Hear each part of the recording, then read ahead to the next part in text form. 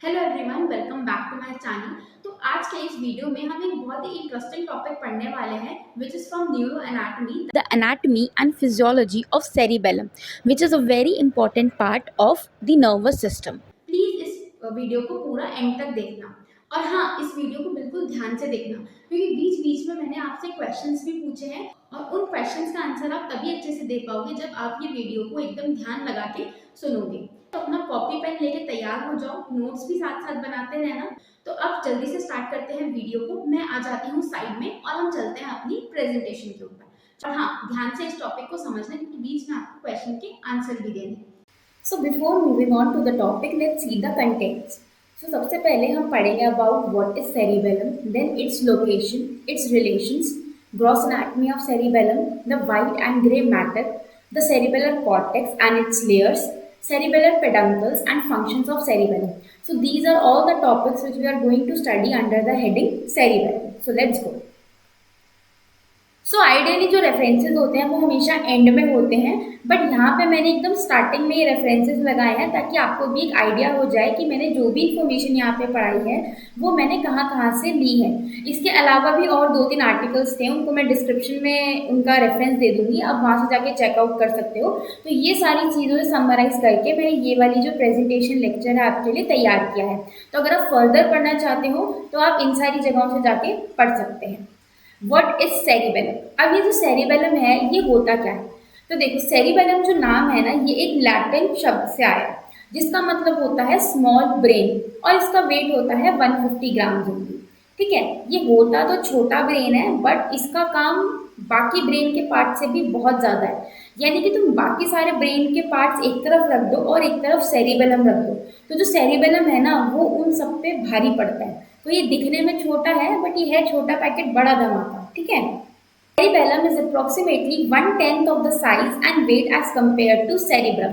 अब देखो यहाँ पे जो आप ये देख रहे हो ना इमेज, इस इमेज में देखो ये जो ऊपर वाला पार्ट है ना ये है हमारा सेरिब्रम। यानी कि जो दो, जैसे आप ब्रेन की इमेज देखते हो तो आपको जो दो बड़े बड़े हेमिस्फीयर दिखते हैं उनको हम कहते हैं सेरिब्रल हेमिस्फीयर, और वो उसको ओवरऑल हम कहते हैं सेरिब्रम। अब ये जो सेरिबेलम है आप यहाँ पे देख रहे हो इमेज में, ये कितना छोटा है सेरिब्रल से, सेरिब्रम से, है ना, और ये वेट में भी छोटा है और ये साइज में भी छोटा है, बट इसका जो काम है ना वो उससे भी कहीं ज्यादा होता है।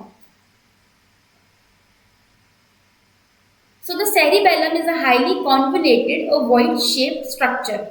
अब यहाँ पे कॉन्वोल्यूटेड का क्या मतलब होता है? तो कॉन्वोल्यूटेड का मतलब होता है कि ये एक बहुत ट्विस्टेड स्ट्रक्चर है, सिंपल नहीं है, बहुत कॉम्प्लेक्स है, बहुत ट्विस्टेड है। और इसकी शेप अगर आपसे कोई पूछे तो यहाँ पे आपको इसकी शेप दिख रही है, तो it is ovoid in shape. So it is the largest part of hind brain. अब आपको अगर आपने पढ़ा हो एनाटॉमी के अंदर तो जो ब्रेन होता है उसको हमने डिफरेंट पार्ट्स में डिवाइड करते हैं, तो उनमें से एक पार्ट होता है हाइंड ब्रेन। तो सेरिबेलम जो होता है ये हाइंड ब्रेन का पार्ट होता है। यहाँ पे मैं आगे और क्लियर कर देती हूँ आपको। सो देखो, पार्ट्स ऑफ ब्रेन में हमने ब्रेन को 3 पार्ट्स में डिवाइड किया है, fore brain, mid brain and hind brain. Fore brain को हम प्रोजेंसेफ्लॉन भी कहते हैं, मिड ब्रेन को मीजेंसेफ्लॉन एंड हाइंड ब्रेन को रोम्बेनसेफ्लॉन भी कहते हैं।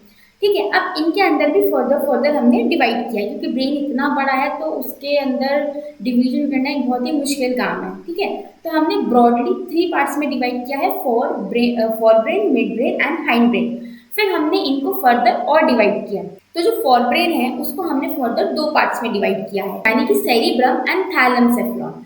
अब जो हमारा मिड ब्रेन है इसके अंदर कौन कौन से पार्ट्स आते हैं ब्रेन के? Cross cerebri, substantia nigra, tectum, tegmentum. Hind brain के अंदर हमारे 2 पार्ट्स आते हैं, मीडेंसेफ्लॉन एंड मायनसेफ्लॉन। मीडेंसेफ्लॉन में आता है आपका पोन्स एंड सेरिबेलम साथ में, मायनसेफ्लॉन में आपका आता है मेडुला ऑब्लोंगाटा। अब देखो ये वाला जो फ्लो चार्ट है, ये वाला जो डायग्राम है, ये आप अच्छे से याद कर लो क्योंकि ये याद होना बहुत ज़रूरी है, वरना हम जो भी ब्रेन का पार्ट पढ़ेंगे ना आप कंफ्यूज जाओगे कि ये किस पार्ट में आता है। तो ये अगर आपको चार्ट क्लियर हो जाएगा तो आपकी जितनी भी कन्फ्यूजन है ना वो मिट जाएंगी। आई नो थोड़ा टॉपिक्स हम डेविएट हुए हैं, बट ये एक बेसिक अंडरस्टैंडिंग है जो आपको क्लियर होनी चाहिए। अब देखो हमने क्या बोला, जो सेरिबेलम है वो किसका पार्ट है? हाइंड ब्रेन का। तो इस वाले चार्ट से आपको क्लियर हो गया होगा, यहाँ पे हाइंड ब्रेन लिखा हुआ है, तो हाइंड ब्रेन के अंदर मीडेंसेफ्लॉन है, मीडेंसेफ्लॉन का पार्ट होता है सेरिबेलम। यहाँ तक सब क्लियर, ठीक है। अब देखो यहाँ पे इमेज में भी इन्होंने दिखाया है, यहाँ पे टीलेनसेफ्लॉन, डायनसेफ्लॉन, मीजेन, माइलेनसेफ्लॉन, मीटेनसेफ्लॉन, सबकी इमेजेस बहुत इन्होंने अच्छे से यहाँ पे दिखा रखी है, ठीक है।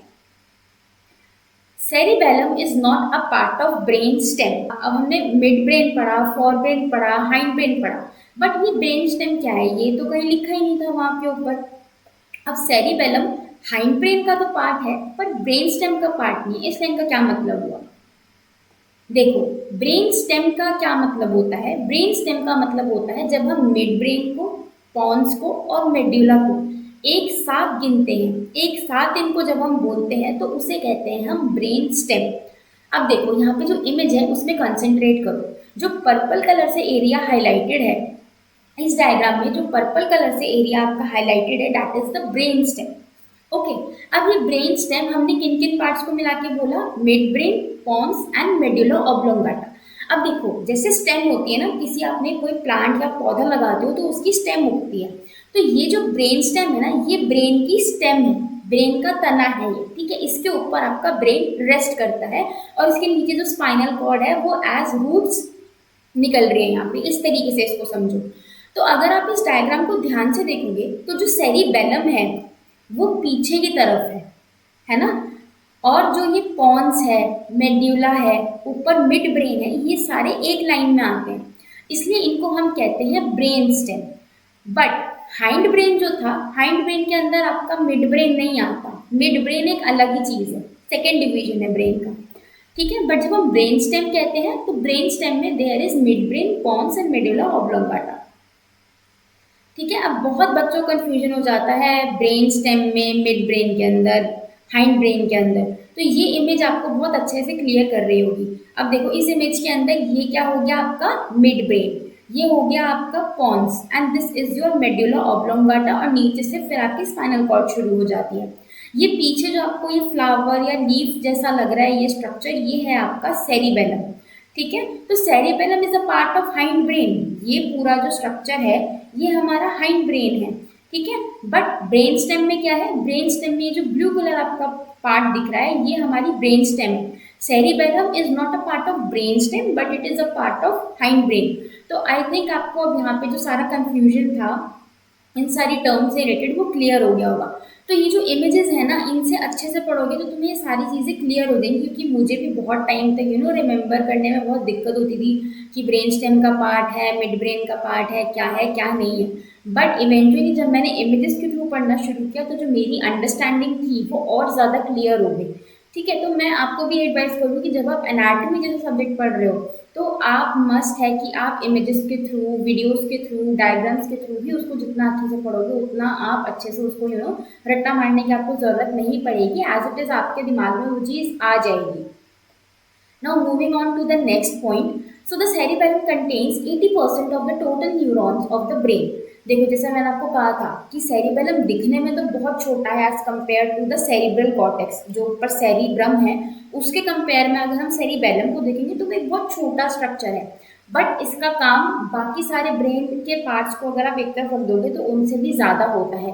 क्यों होता है? तो इसका रीज़न ये है कि हमारे ब्रेन में जितने भी न्यूरॉन्स हैं, अगर मान लो सपोज करो हमारे ब्रेन के अंदर 100 न्यूरॉन्स हैं, तो 100 में से जो 80 न्यूरॉन्स होंगे ना वो आपके कहाँ पे प्रेजेंट होंगे? सेरिबेलम के अंदर होंगे। बाकी के जो 20 न्यूरॉन्स होंगे वो आपके बाकी ब्रेन में प्रेजेंट होंगे। इसलिए इस एरिया को बहुत वाइटल कहा जाता है। सो तभी कहते हैं कि जो आपका बैक ऑफ द ब्रेन है ये बहुत एक सेंसिटिव हिस्सा होता है, क्योंकि यहीं पे आपका जो सेरिबेलम है ना वो लोकेटेड है, ठीक है। तो यहाँ पे नहीं मारना चाहिए। क्यों? क्योंकि जो आपके जितने भी वाइटल सेंटर्स हैं वो कहाँ पे प्रेजेंट है? आपके इसी हिस्से में प्रेजेंट है। तो सेरिबेलम इसलिए एक बहुत इंपॉर्टेंट पार्ट होता है ऑफ ब्रेन। अब देखो ये दिखने में तो बहुत छोटा हिस्सा है, ठीक है, बहुत छोटा है ये साइज में भी और वेट में भी। तो ये इतने सारे न्यूरॉन्स को एकोमोडेट कैसे करता है, रखता कैसे है उनको अपने अंदर? तो देखो जब भी हमें किसी एरिया को इंक्रीज करना होता है तो हम क्या करते हैं? उसका सरफेस एरिया इंक्रीज कर देते हैं, राइट। अब जैसे आपने डाइजेस्टिव ट्रैक्ट की जब एनाटॉमी पढ़ी होगी तो इंटेस्टाइन के अंदर there are finger like projection known as villi, ठीक है। तो वो किस लिए होते थे? ताकि जो सरफेस एरिया है वो इंक्रीज हो जाए। ऐसे ही सेरिबेलम के अंदर क्या होता है, जो इसका ग्रे मैटर होता है, यानी कि फॉर सपोज अगर ये सेरिबेलम है, ठीक है, तो जो इसका बाहर का हिस्सा है ना, वो अंदर फोल्ड्स बना लेता है, ठीक है, बहुत फोल्डेड फॉर्म में होता है वो, जिससे कि ये जो सारे न्यूरॉन्स हैं ये एक छोटे एरिया में एकोमोडेट हो जाते हैं, यानी कि छोटी जगह में ज़्यादा चीज़ें आपकी आ जाती हैं। तो ये जिस तरीके का अरेंजमेंट होता है ना, उसे हम कहते हैं एर्बोर वाइटे। अब ये जो एर्बर वाइटे है, इसका मतलब क्या होता है, इसका मतलब होता है कि it is a vital tree of life, यानी कि जो सेरिबेलम के अंदर आपका जो ग्रे मैटर इतना फोल्डेड है, जिसके अंदर बहुत सारे न्यूरॉन्स हैं, ये आपका एक वाइटल ट्री है लाइफ का, आपकी लाइफ को सस्टेन करने के लिए ये बहुत इंपॉर्टेंट सेंटर है, इसलिए इसको ये बोला जाता है। तो यहाँ पे आप देख सकते हो एर्बोर वाइटे, है ना, बहुत अच्छे से यहाँ पे इन्होंने रिप्रेजेंट किया हुआ है कैसे जो ग्रे मैटर है वो इतना फोल्डेड है। ठीक है बच्चों, ध्यान से देखना, जहाँ पे आपको कोई प्रॉब्लम आ रही है वहीं पे वीडियो को पॉज करके मेरे से कमेंट्स में क्वेश्चंस पूछ लेना, आपने डाउट्स पूछ लेना, मैं आपके डाउट्स को जरूर आंसर करूंगी, राइट। और वीडियो को ध्यान से देखना क्योंकि बीच बीच में मैंने आपसे क्वेश्चंस भी पूछे हैं, ठीक है, तो जिससे आपकी भी रिविजन हो जाएगी और आप अटेंटिव भी रहोगे। Now moving on the location of cerebellum. अब हमने ये पढ़ लिया कि सेरिबेलम होता क्या है, क्या शेप है, क्या स्ट्रक्चर है, वो हमने सब देख लिया। अब ये प्रेजेंट कहाँ पे होता है, तो it is situated in the posterior cranial fossa beneath the tentorium cerebelli. Location समझ आ गई, कहाँ पे है, पोस्टीरियर क्रेनियल फोसा के अंदर है, किसके नीचे है, टेंटोरियम सेरेबेलाई के नीचे है। अब देखो ये जो है हमारा पोस्टीरियर क्रेनियल फोसा है, पोस्टीरियर क्रेनियल फोसा यानी कि ये वाला हिस्सा जो पीछे है पोस्टीरियरली, ठीक है। सो इसको हम कहेंगे कि it is the location of cerebellum. यहाँ पे भी आप इस इमेज में देख सकते हो, ये है हमारा सेरिबेलम वाला पार्ट, ठीक है। और फिर इसके नीचे से स्पाइनल कॉर्ड जा रही है, ऊपर हमारे दो सेरिब्रल हेमिस्फेयर्स हैं और ये हमारा सेरिबेलम है, ठीक है। अब मैंने बोला कि कहाँ पे लोकेटेड है, ये पोस्टीरियर क्रेनियल फोसा में ही लोकेटेड है, किसके नीचे, बीनीथ द टेंटोरियम सेरेबेलाई। अब ये जो टेंटोरियम सेरेबेलाई है ये क्या होता है, तो जैसे हमने लास्ट वीडियो में पढ़ा था स्पाइनल कॉर्ड वाली कि आपकी 3 लेयर ऑफ मेनिंजेस होती हैं, कौन कौन सी, pia mater, arachnoid mater and the dura mater, right. तो जो ड्यूरा मैटर होती है वो सबसे बाहर वाली लेयर होती है और जो पिया मैटर होती है वो सबसे अंदर वाली लेयर होती है मेनिंजेस की, राइट।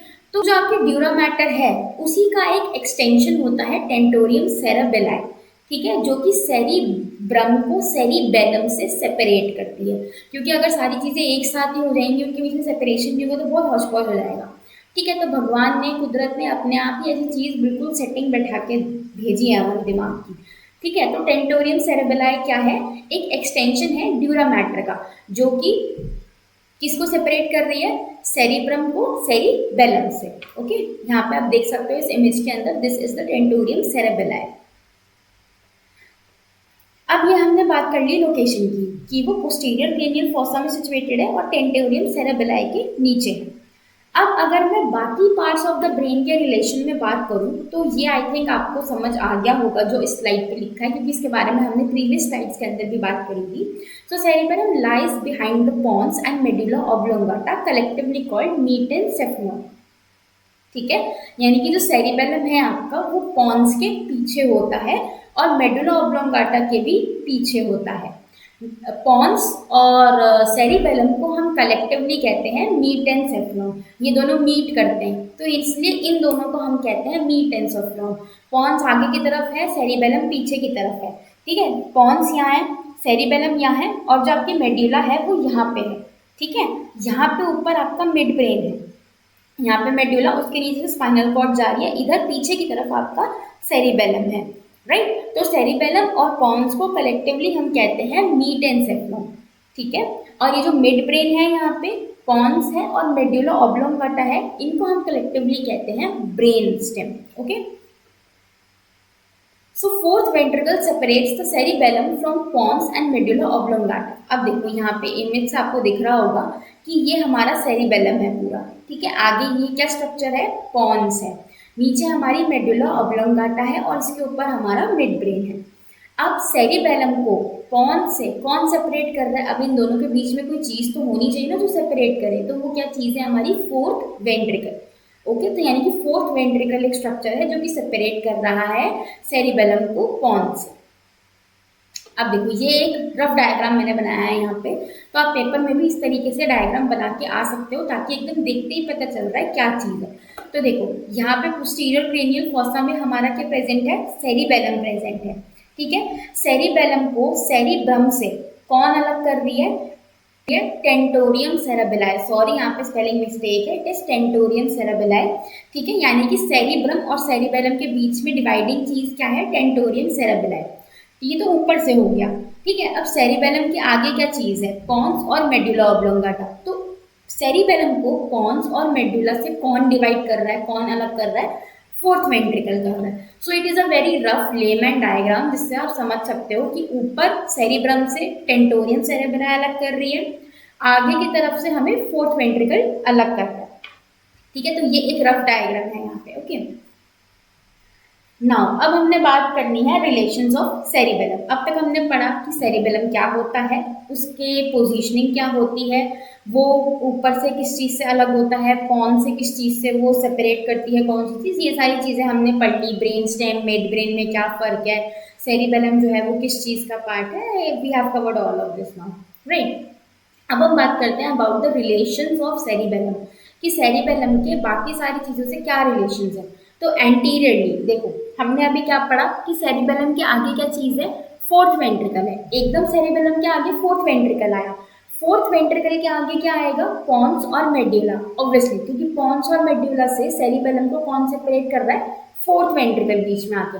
तो फॉर सपोज अगर मैं सेरिबेलम हूँ, राइट, मैं सेरिबेलम हूँ और मेरे आगे ये पॉन्स है। ठीक है, पॉन्स आया, अब मेरे बीच में क्या चीज़ है जो इसको सेपरेट कर दिया है, फोर्थ वेंट्रिकल है। ठीक है, तो अगर मैं सेरिबेलम हूँ, अगर आप मेरे आगे देखो, एंटीरियरली देखो, तो मेरे आगे फोर्थ वेंट्रिकल है और उसके आगे पॉन्स है और मेड्यूला है। ठीक है, मैं सेरिबेलम हूँ। अब सुपीरियरली देखें तो यहाँ पे क्या है, मेरा सेरिब्रम है। ठीक है, अब सेरिब्रम को सेरिबेलम से कौन डिफ्रेंशिएट कर रहा है, tentorium cerebelli which is an extension of dura mater. ठीक है, तो आगे मेरे क्या है, पॉन्स है, मेड्यूला है, फोर्थ वेंट्रिकल है। सेरिबेलम के ऊपर क्या है, टेंटोरियम सेरेबेलाई है। और सेरिबेलम के पीछे क्या होगा, अब क्योंकि जो सेरिबेलम है वो तो पोस्टीरियर क्रेनियल फोसा में बैठा हुआ है आराम से, तो उसके पीछे और नीचे की तरफ क्या होगा, स्क्वैमस ऑक्सीपिटल बोन, क्योंकि पोस्टीरियर क्रेनियल फोसा में क्या होगा आपका, ऑक्सीपिटल बोन, राइट। तो ये सारे रिलेशंस होते हैं of the cerebellum. I hope आपको यहाँ तक ये चीज़ क्लियर हो गई होगी और यहाँ पर कोई डाउट नहीं होगा, फिर भी अगर है तो you can comment me down. ठीक है, तो यहाँ पे देखो जी बहुत अच्छे से समझाया हुआ है, ये आपका सेरिबेलम है, ये जो बीच में ट्रायंगल सा दिख रहा है ये आपका फोर्थ वेंट्रिकल है। यानी कि सेरिबेलम के जस्ट आगे क्या आया, फोर्थ वेंट्रिकल, उसके तुरंत आगे क्या आया, पॉन्स और मेड्यूला। सेरिबेलम के पीछे यहाँ पे ऑब्वियसली आपकी बोन होगी, ऑक्सीपिटल बोन होगी साइड में और नीचे की तरफ। ऊपर क्या आएगा आपका, टेंटोरियम सेरेबेलाई, जो कि आपको जो सेरिब्रल कॉर्टेक्स है, सेरिब्रम है, उससे अलग कर रहा है। ठीक है, now questions. So tentorium cerebelli is an extension of dura mater, PM mater, meninges and arachnoid matter. जल्दी से अपने आंसर्स को कमेंट्स में मुझे बता दो, और हाँ पीछे जाके दोबारा मत देखना, जितना आपको यहाँ तक समझ आया है उसी को थोड़ा रिवाइज करो, मेमोराइज करने की कोशिश करो और जल्दी से अपना आंसर लिखो और फिर चेक करना कि आपने सही बोला है या नहीं। Next is the cerebellum is a part of prosencephalon, mesencephalon, telencephalon, rhombencephalon. पीछे जाके मत देखना, बी ट्रू टू योरसेल्फ, जल्दी से अपना आंसर बताओ। ठीक है, next question is cerebellum is separated from pons and medulla, very easy question. Substantia nigra, fourth ventricle, tentorium cerebelli and basal ganglia. तो अगर अब तक आप ये वीडियो अच्छे से देख रहे होगे तो बाकी दो का तो मुझे नहीं पता, बट ये क्वेश्चन तो आपको बहुत अच्छे से आ ही जाना चाहिए इसका आंसर तो, राइट। वैसे तो उन दोनों के भी आने चाहिए, but still. Now moving on to the next topic, that is the gross anatomy of cerebellum. अब देखो ग्रॉस एनाटॉमी ऑफ सेरिबेलम थोड़ा ट्रिकी है, बट इसको मैंने थोड़ा आसान तरीके से प्रेजेंट करने की कोशिश करी है यहाँ पे। आई एम रियली सॉरी यार ऐसे बीच में आने के लिए। आई नो आप लोगों का कंसंट्रेशन बहुत अच्छा बैठ गया था लेक्चर के ऊपर, बट यार ये देखो, ये चीज़ दिखाने के लिए मुझे आपको बीच में रोकना पड़ा। आप लोग मेरे वीडियोस देखते तो हो बट मुझे सब्सक्राइब नहीं करते हो। देख लो रेशो में कितना फ़र्क है। तो प्लीज़ अगर आपको ये वीडियो मेरा वैल्यूएबल लगता है और आपको लगता है कि मैं एक अच्छा काम कर रही हूँ, तो प्लीज़ मेरे चैनल को सब्सक्राइब करो और इसको जितना हो सके अपने फ्रेंड्स के साथ या फिर जिसको भी इस वीडियो की नीड हो उसके साथ प्लीज़ शेयर करो। इससे मुझे भी बहुत मोटिवेशन मिलता है और मेरा भी मन करता है कि मैं आपके लिए ऐसे और अच्छे-अच्छे वीडियोस लेके आऊँ। सो प्लीज़ जल्दी से सब्सक्राइब बटन है, उसको जल्दी से प्रेस कर दो। अब चलते हैं फिर से लेक्चर के ऊपर, ध्यान लगा के पढ़ना। All the best. सो जो सेरिबेलम है, जब मैं उसको हाथ में लूंगी, अगर आप सेरिबेलम को हाथ में उठा के देखोगे तो आपको उसमें क्या दिखेगा? हेमिस्फेयर दिखेंगे, लोब्स दिखेंगे, सर्फेस दिखेंगे, नॉचेस दिखेंगे एंड फिशर्स दिखेंगे when you study about the gross anatomy of cerebellum, right? अब इनके बारे में हम एक एक करके पढ़ते हैं, क्योंकि ज़्यादातर जो बच्चों को कन्फ्यूजन होता है ना, वो इन्हीं सब चीज़ों में होता है, तो आज आपके सारे कन्फ्यूजन दूर होने वाले हैं। तो सबसे पहले हम बात करते हैं हेमिस्फेयर की। तो cerebellum consists of two hemisphere, right and left, which are connected to each other by a thing called vermis. अब इसको हम समझेंगे थ्रू डायग्राम, राइट? अब देखो, सेरिबेलम को जब हम देख रहे हैं तो इस तरीके से हमारा जो सेरिबेलम है वो हमें दिख रहा है, ठीक है? ये हिस्सा जो है, जो एक तरफ का है, this is the cerebellar hemisphere. तो सेरिब्रल हेमिस्फेयर और सेरिबेलर हेमिस्फेयर में कंफ्यूज नहीं होना। Cerebellar hemisphere is used for cerebellum and cerebral hemisphere is used for cerebrum. Okay, so this is the cerebellar hemisphere. This is the left cerebellar hemisphere and this is the left cerebellar hemisphere. अभी जो बीच में आपको ये structure दिख रहा है, जो कि थोड़ा डिप्रेस है, इन दोनों के कंपैरिजन में थोड़ा पिचका हुआ सा लग रहा है, दिस इज द वर्मिस। यहाँ पे ग्रीन कलर से जो हाईलाइटेड है ना, दिस इज द वर्मिस, यानी कि जो आपका लेफ्ट सेरिबेलर हेमिस्फेयर है और जो राइट सेरिबेलर हेमिस्फेयर है वो एक दूसरे से कनेक्टेड है, ठीक है? कनेक्टेड किसके थ्रू है? Through vermis. ओके, ये तो हो गया हमारे हेमिस्फेयर्स के बारे में कि हमारे सेरिबेलम जो हैं जी, उनके पास दो सर, एक राइट सर एक लेफ्ट सर, जिनको हमने हेमिस्फेयर बोला। अब आ जाते हैं इनकी सरफेस के ऊपर। सो नाउ सपोज करो कि ये कॉपी है, ये सेरिबेलम है, ठीक है?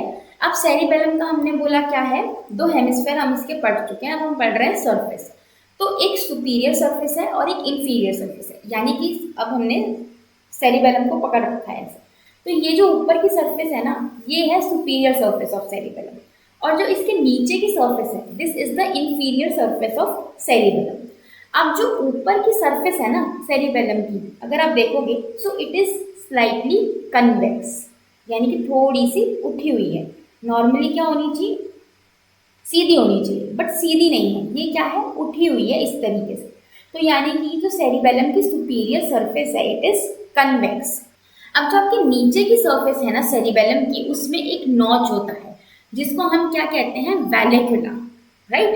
तो यानी कि सेरिबेलम की सरफेस की अगर हम बात करें तो दो सरफेसेस हैं, superior and inferior surface. Superior surface जो है वो स्लाइटली कन्वेक्स है, ऐसे बहुत ज़्यादा कन्वेक्स नहीं है, इट इज स्लाइटली कन्वेक्स, और ये दोनों हेमिस्फेयर्स के साथ कंटिन्यूस रहती है। जो आपकी इंफीरियर सरफेस है, यानी कि जब आप सेरिबेलम को नीचे से देखोगे तो जो सरफेस दिखती है, that is the inferior surface of cerebellum. तो जो नीचे की सरफेस है उसमें एक कट समझ लो, एक नॉच होता है, एक गड्ढा टाइप होता है, जो कि राइट और लेफ्ट सेरिबेलर हेमिस्फेयर्स को अलग करता है, जिसको हम क्या कहते हैं? Vallecula, right? So this is about the surface of cerebellum. देखो यहाँ पे आप देख सकते हो, this is the superior surface, slightly convex है, and this is the inferior surface. अब बात करते हैं लोब्स की। तो लोब्स में ही बहुत सारे बच्चे कंफ्यूज हो जाते हैं, क्योंकि अलग अलग जगह पे अलग अलग बुक्स में अलग अलग तरीके से इनका डिविजन्स दिया हुआ है। बट मैंने जितने भी आपको रेफरेंसेस दिखाए थे स्टार्टिंग में इस वीडियो के, तो उनमें ही जो सबसे ज़्यादा मुझे दिख रही थी चीज़, उसी को मैंने यहाँ पे प्रेजेंट किया है। तो जो लोब्स होती हैं बच्चों, उनको हम 3 टाइप से डिवाइड करते हैं: anatomical divisions, phylogenetical divisions and the functional divisions. अब देखो लोब्स का मतलब क्या होता है, मैं पहले आपको वो समझा देती हूँ। देखो, हमने बोला कि जो आपका सेरिबेलम है उसके 2 हेमिस्फेयर्स हैं, right hemisphere and the left hemisphere. अगर मैं राइट हेमिस्फेयर को चुनती हूँ तो राइट हेमिस्फेयर को भी ना हम डिफरेंट पार्ट्स में डिवाइड कर सकते हैं। उन पार्ट्स को हम कहते हैं लोब्स। ओके, तो हर हेमिस्फेयर में अपने अपने लोब्स होते हैं। तो यहाँ पे हम उन्हीं लोब्स के बारे में बात कर रहे हैं। अब इनका जो डिवीजन है वो हम तीन तरीके से कर सकते हैं, anatomically, phylogenetically and functionally. Anatomically हम जो सेरिबेलर हेमिस्फेयर है उसको कैसे डिवाइड करते हैं, into two parts, corpus cerebellum and flocculonodular lobe. Phylogenetical division में तीन तरीके से डिवाइड करते हैं, archicerebellum, paleo cerebellum and neocerebellum. Functional division में हम थ्री तरीके से डिवाइड करते हैं, वेस्टिबुलो cerebellum, स्पाइनो cerebellum and the neo cerebellum. अब इसके बारे में हम पढ़ते हैं इन डिटेल, क्योंकि ये एक बहुत इंपॉर्टेंट टॉपिक है और यहाँ से तो आपका क्वेश्चन आना ही आना है in theory exam, in viva exam, या फिर अगर आप अपना पीजी एंट्रेंस भी दे रहे हो या फिर आप कोई भी एग्जाम दे रहे हो, so it is a very important thing to understand. So सबसे पहले हम बात करेंगे about the anatomical division of cerebellum. Okay, so cerebral hemisphere जो है, यानी कि जो आपका राइट और लेफ्ट सेरिबेलर हेमिस्फेयर है, वो दो पार्ट्स में डिवाइड होता है। अब दो पार्ट्स में डिवाइड होने के लिए उसको कोई चीज़ चाहिए ना जो उसे दो पार्ट्स में दिखे हमें कि ये डिवाइडेड है, तो वो कौन करता है, पोस्टेरोलेटरल फिशर। तो जो आपका पोस्टेरोलेटरल फिशर है, ये सेरिबेलर हेमिस्फेयर को दो पार्ट्स में डिवाइड करता है। कौन कौन से, corpus cerebellum and flocculonodular lobe. अब देखो, जो हमारा कॉर्पस सेरिबेलम है ना, वो फर्दर दो पार्ट्स में डिवाइडेड है, anterior lobe and posterior lobe. Anterior lobe में क्या क्या पार्ट्स आ गए, lingula, lobulus centralis and culmen. Posterior lobe में फिर फर्दर दो पार्ट्स हैं, lateral part and median and paramedian part. Lateral part में आपका क्या आया, contain ansiform and paramedian lobules. Median and paramedian part में आपके क्या आया, lobulus simplex, declive, tuber, pyramis, uvula and paraflocculus. तो ये थोड़ा सा आपको बहुत बोरिंग और बहुत ऐसा रटने वाला लगेगा, बट नो ऑप्शन लेफ्ट, आपको याद करना ही पड़ेगा। ठीक है, सो एनाटॉमी, बट मैं ट्राई कर रही हूँ कि ऐसे फ्लो चार्ट्स के जरिए आपको बताऊँ ताकि आपको भी एकदम देखते ही चीज़ समझ आ जाए, क्योंकि लिखे हुए में उतना अच्छे से समझ नहीं आएगा जितना आपको इस तरीके से समझ आएगा। ठीक है, तो मैंने यहाँ पे पूरी कोशिश करी है कि इस तरीके से आपको मैं ये चीज़ें बताऊँ और एक ईजी वे में आपके लिए प्रेजेंट करूँ। ओके, तो हमने क्या पढ़ा, एनाटॉमिकल डिवीजन हमने पढ़ा। एनाटॉमिकल डिवीजन दो तरीके के हुए, कॉर्पस सेरिबेलम या फिर कॉर्पस सेरिबेलाई और फ्लोक्यूलो-नोडुलर लोब। जो हमारा कॉर्पस सेरिबेलाई था वो फर्दर दो पार्ट्स में डिवाइडेड है, into anterior lobe and the posterior lobe. तो उसके आगे की ये सारे पार्ट्स हैं। ओके, तो यहाँ पे आप देख सकते हो ये हमारा पूरा सेरिबेलर हेमिस्फेयर है। अब देखो इस इमेज का मतलब क्या हुआ कि हम साइड से देख रहे हैं सेरिबेलम को, जैसे मेरा फेस अभी आप सामने से देख रहे हो, बट अगर मैं ऐसे कर दूँ तो यानी कि आप मेरा फेस साइड से देख रहे हो, है ना। तो हम सेरिबेलम को ऐसे साइड से देख रहे हैं। तो यहाँ पे हमने क्या देखा जी, हमारे पास एक तो ये फ्लोक्यूलो-नोडुलर लोब आ गया, और ये जो पूरा हिस्सा था हमारे पास, ये क्या है, कॉर्पस सेरिबेलम। ठीक है, जो कॉर्पस सेरिबेलम है वो फिर फर्दर दो पार्ट्स में डिवाइडेड है, anterior lobe and the posterior lobe. Posterior lobe को ही कई बुक्स के अंदर, कई आर्टिकल्स के अंदर मिडल लोब भी कहा गया है, क्योंकि फ्लोक्यूलो-नोडुलर लोब और एंटीरियर लोब के बीच में होती है। तो इसको आप पोस्टीरियर लोब भी कह सकते हो और मिडल लोब भी कह सकते हो। तो ये तो हो गया आपका एनाटॉमिकल डिवीजन कि आपने एनाटॉमी के बेसिस पे सेरिबेलर हेमिस्फीयर्स को लोब्स के अंदर डिवाइड किया। अब एक नया डिवीजन आता है जो होता है फाइलोजेनेटिकल डिवीजन। अब इसने क्या बोला, इस डिवीजन का क्या सेंस था कि भाई जैसे जैसे हम इवॉल्व करते हैं, ह्यूमंस एवोल्यूशन की तरफ जाते हैं, तो इस हिसाब से जिस टाइम पे आपका डेवलप हुआ होगा सेरिबेलम, उस हिसाब से हम उसको नाम देंगे। ठीक है, so based on the evolution. तो इन्होंने क्या बोला जी, जो आर्की सेरिबेलम था ना, वो सबसे पहले डेवलप हुआ था। ठीक है, तो आर्की सेरिबेलम किससे रिप्रेजेंट किया जाता है, बाय द फ्लोक्यूलो-नोडुलर लोब। यानी कि जो हमने अभी फ्लोक्यूलो-नोडुलर लोब देखी थी, जो छोटी सी थी साइड में, वो क्या रिप्रेजेंट करती है, आर्की सेरिबेलम की, वो सबसे पुरानी है, सबसे पहले वही आई थी। फिर हम जैसे और इवॉल्व हुए तो उसके बाद क्या आया, पेलियो सेरिबेलम। ठीक है, ये किससे रिप्रेजेंट होता है, by the entire anterior lobe and the parts of posterior lobe. फिर इसने बोला जी फ्लोक्यूलो-नोडुलर लोब तो आपकी सबसे पुरानी है, उसके बाद आई आपकी एंटीरियर लोब और कुछ पार्ट्स पोस्टीरियर लोब के भी, जैसे कि पाइरामिस, यूवुला एंड पैराफ्लोक्यूल। तो ये सारे पार्ट्स ने मिलकर क्या बनाया, पेलियो सेरिबेलम। फिर जी बोला नियो सेरिबेलम, नियो यानी कि नया। अब यानी कि जो सबसे एंड में इवॉल्व हुआ है, सबसे ज़्यादा इवॉल्व जो स्ट्रक्चर है वो है आपका नियोसेरिबेलम। तो जो पोस्टीरियर लोब के पार्ट्स रह गए थे, क्योंकि पोस्टीरियर लोब के कुछ ही पार्ट्स थे जो पिछले वाली सेरिबेलम पेलियो सेरिबेलम में आए थे, वो पार्ट्स आपके नियोसेरिबेलम में आ गए। यानी कि जैसे जैसे हम इवॉल्व हुए तो जो पोस्टीरियर लोब था उसके ये पार्ट्स और इवॉल्व हुए ह्यूमंस के अंदर। तो इसको हम किससे रिप्रेजेंट करते हैं? By the remaining parts of the posterior lobe, जो कि कौन कौन से थे? Declive, tuber, lateral ansiform and paramedial lobules. So it is nothing, main तो देखो हमारा एनाटॉमिकल डिवीजन ही रहता है कि किस हिसाब से जो हमारी एनाटॉमी है उस हिसाब से हमने डिवाइड किया है। ये सारे और डिविजन्स बनाए गए हैं कि कौन सा चीज़ पहले आई, कौन सी चीज़ बाद में, कौन सी चीज़ बीच में आई। So nothing to confuse. ठीक है, तो यहाँ पे आप देख सकते हो ग्रीन कलर से we have archi cerebellum, pink से we have paleo cerebellum and with yellow we have neo cerebellum. So this is the phylogenetical lobes या डिविजन्स ऑफ सेरिबेलर हेमिस्फीयर्स। अब आता है फंक्शनल डिवीजन।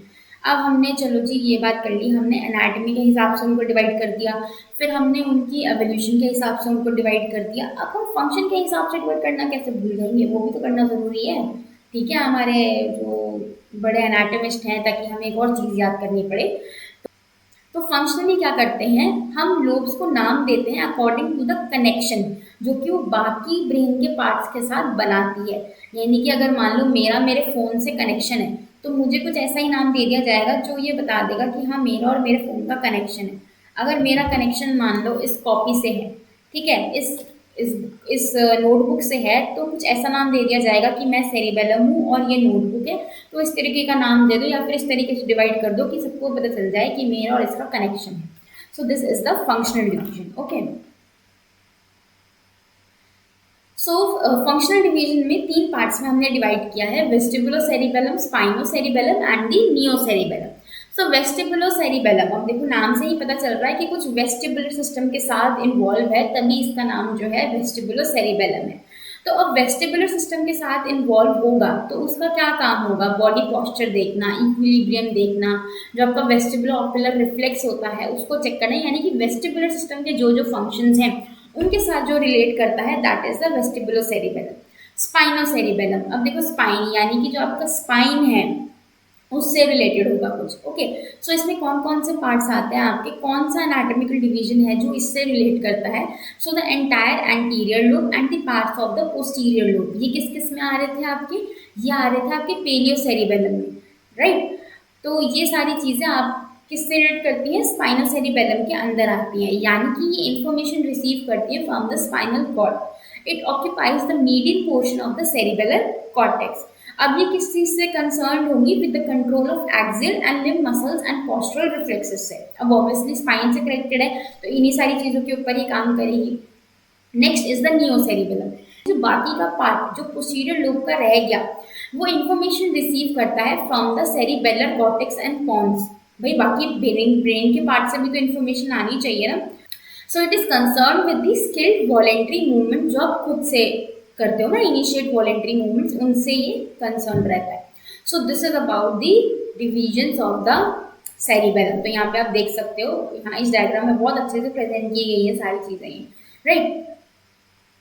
अब बात करते हैं हम नॉचेस के ऊपर। अभी तक हमने क्या पढ़ा? हमने हेमिस्फीयर पढ़ लिया, हमने सरफेस पढ़ लिया और हमने लोब्स पढ़ ली। अब हम बात करते हैं नॉचेस की। So there are two notches of cerebellum, anterior cerebellar notch and the posterior cerebellar notch. Anterior यानी कि जो आगे की तरफ होगी, ठीक है। तो अगर आप सेरिबेलम को एंटीरियरली देखोगे, समझो मैं इंसान नहीं हूँ, मैं सेरिबेलम हूँ, आप मुझे आगे की तरफ से देख लो तो आगे एक एंटीरियर सेरिबेलर नॉच दिखाई देगी आपको, ठीक है, जो कि क्या करती है? पॉन्स और मेडुला को लॉन्च करती है। White shallow gap present cerebellum के पीछे की तरफ, वो किसके लिए होता है? ताकि वो स्पेस दे सके सेरेबेलाई, राइट। सो यहाँ पे आप देख सकते हो this is the superior cerebellar notch and this is the posterior cerebellar notch. ये थोड़ी शैलो है ना, सुपीरियर वाले कंपैरिजन में। Now the fissures. अब फिशर्स क्या होते हैं? वो चीज़ें जो लोब्स को डिवाइड करती हैं आपस में। सो देयर आर, वैसे तो सेरिबेलम के अंदर बहुत सारे फिशर्स होते हैं, बट अब हर एक को पढ़ने जाएंगे तो हम फिशर्स में अटके रह जाएंगे। बट मेन आपको ये तीन फिशर्स के बारे में पता होना ही चाहिए। So the horizontal fissure, primary fissure and the posterolateral fissure. Horizontal fissure. अब ये जो हॉरिजॉन्टल फिशर होता है ये क्या करता है, ये एक तो सबसे ज्यादा प्रोमिनेंट है। अगर आप सेरिबेलम लोगे ना, सेरिबेलम उठाओगे तो सबसे ज्यादा जो आपको एकदम से कहते हैं नजर जाती है इस चीज पे, वो होती है हॉरिजॉन्टल फिशर, यानी कि it is one of the most prominent fissure. अब इसका काम क्या होता है, अब हमने क्या पढ़ा था कि जो सेरिबेलम है उसकी एक सुपीरियर सर्फेस है और एक इंफीरियर सर्फेस है। तो सुपीरियर और इंफीरियर सर्फेस को कौन सेपरेट करता है, तो वो करता है हमारा horizontal fissure. So it courses along the superior and inferior surface of cerebellum. Next is the primary fissure. तो प्राइमरी फिशर को हम क्या कहते हैं, फिशरा प्राइमा भी कहते हैं। अब इसका क्या काम होता है, अब याद करो एनाटॉमिकल डिवीजन में हमने दो लोब्स में डिवाइड किया था, एक तो फ्लोक्यूलर नॉड्यूलर लोब और एक कॉर्पस सेरेबेलाई या फिर कॉर्पस सेरिबेलम। तो ये जो कॉर्पस सेरिबेलम था इसको हमने फर्दर दो लोब्स में डिवाइड किया था, है ना, एंटीरियर लोब और दी पोस्टीरियर लोब। तो ये जो एंटीरियर और पोस्टीरियर लोब जो डिवाइड होती है ये कौन करता है, तो ये करता है हमारा प्राइमरी फिशर, और ये कहाँ प्रेजेंट होता है, सुपीरियर सर्फेस ऑफ सेरिबेलम पे। फिर आता है आपका पोस्टेरोलेटरल फिशर।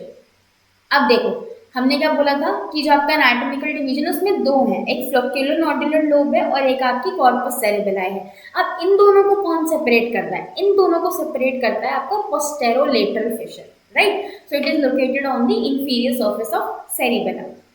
क्या डायग्राम भी है, हाँ ये देखो ये आपका सेरिबेलम है ना। अब ये जो सेरिबेलम है इसका ये पोस्टीरियर लोब है, ये एंटीरियर लोब है। तो पोस्टीरियर लोब को एंटीरियर लोब से कौन डिवाइड कर रहा है, आपका प्राइमरी फिशर, ठीक है। और ये आपकी फ्लोक्यूलर नॉड्यूलर लोब है छोटी सी। तो इस फ्लोक्यूलर नॉड्यूलर लोब को पूरे एंटीरियर और पोस्टीरियर लोब से कौन डिवाइड कर रहा है, आपका पोस्टेरोलेटरल फिशर, ठीक है। अब यहाँ पे आपकी देखो प्राइमरी फिशर यहाँ पे सुपीरियर सर्फेस पे कहा था हमने प्रेजेंट होता है, तो यहाँ पे देखो कितना ब्यूटीफुली ये चीज दिख रही है यहाँ पे प्राइमरी फिशर हमें। फिर हमने कहा था हॉरिजॉन्टल फिशर जो कि आपकी सुपीरियर सर्फेस को इंफीरियर सर्फेस से सेपरेट करता है, डिफरेंशिएट करता है। So this is the horizontal fissure. आप देख सकते हो दोनों सेरिबेलर हेमिस्फीयर्स पे आपको ये फिशर्स दिखेंगे, और ये बीच में कनेक्टिंग हिस्सा है दोनों सेरिबेलर हेमिस्फीयर्स का, right and left, that is the worms. Now questions. So the anterior cerebellar notch, जो एंटीरियर सेरिबेलर नॉच थी वो किसको स्पेस देती है, थोड़ा दिमाग लगा के भी सोचोगे तो भी इसका आंसर आ जाएगा। अगर आप रिलेशन सोचोगे कि इस सेरिबेलम के एंटीरियरली क्या चीज आती है तो भी आप इस तरीके से आंसर दे सकते हो इसका।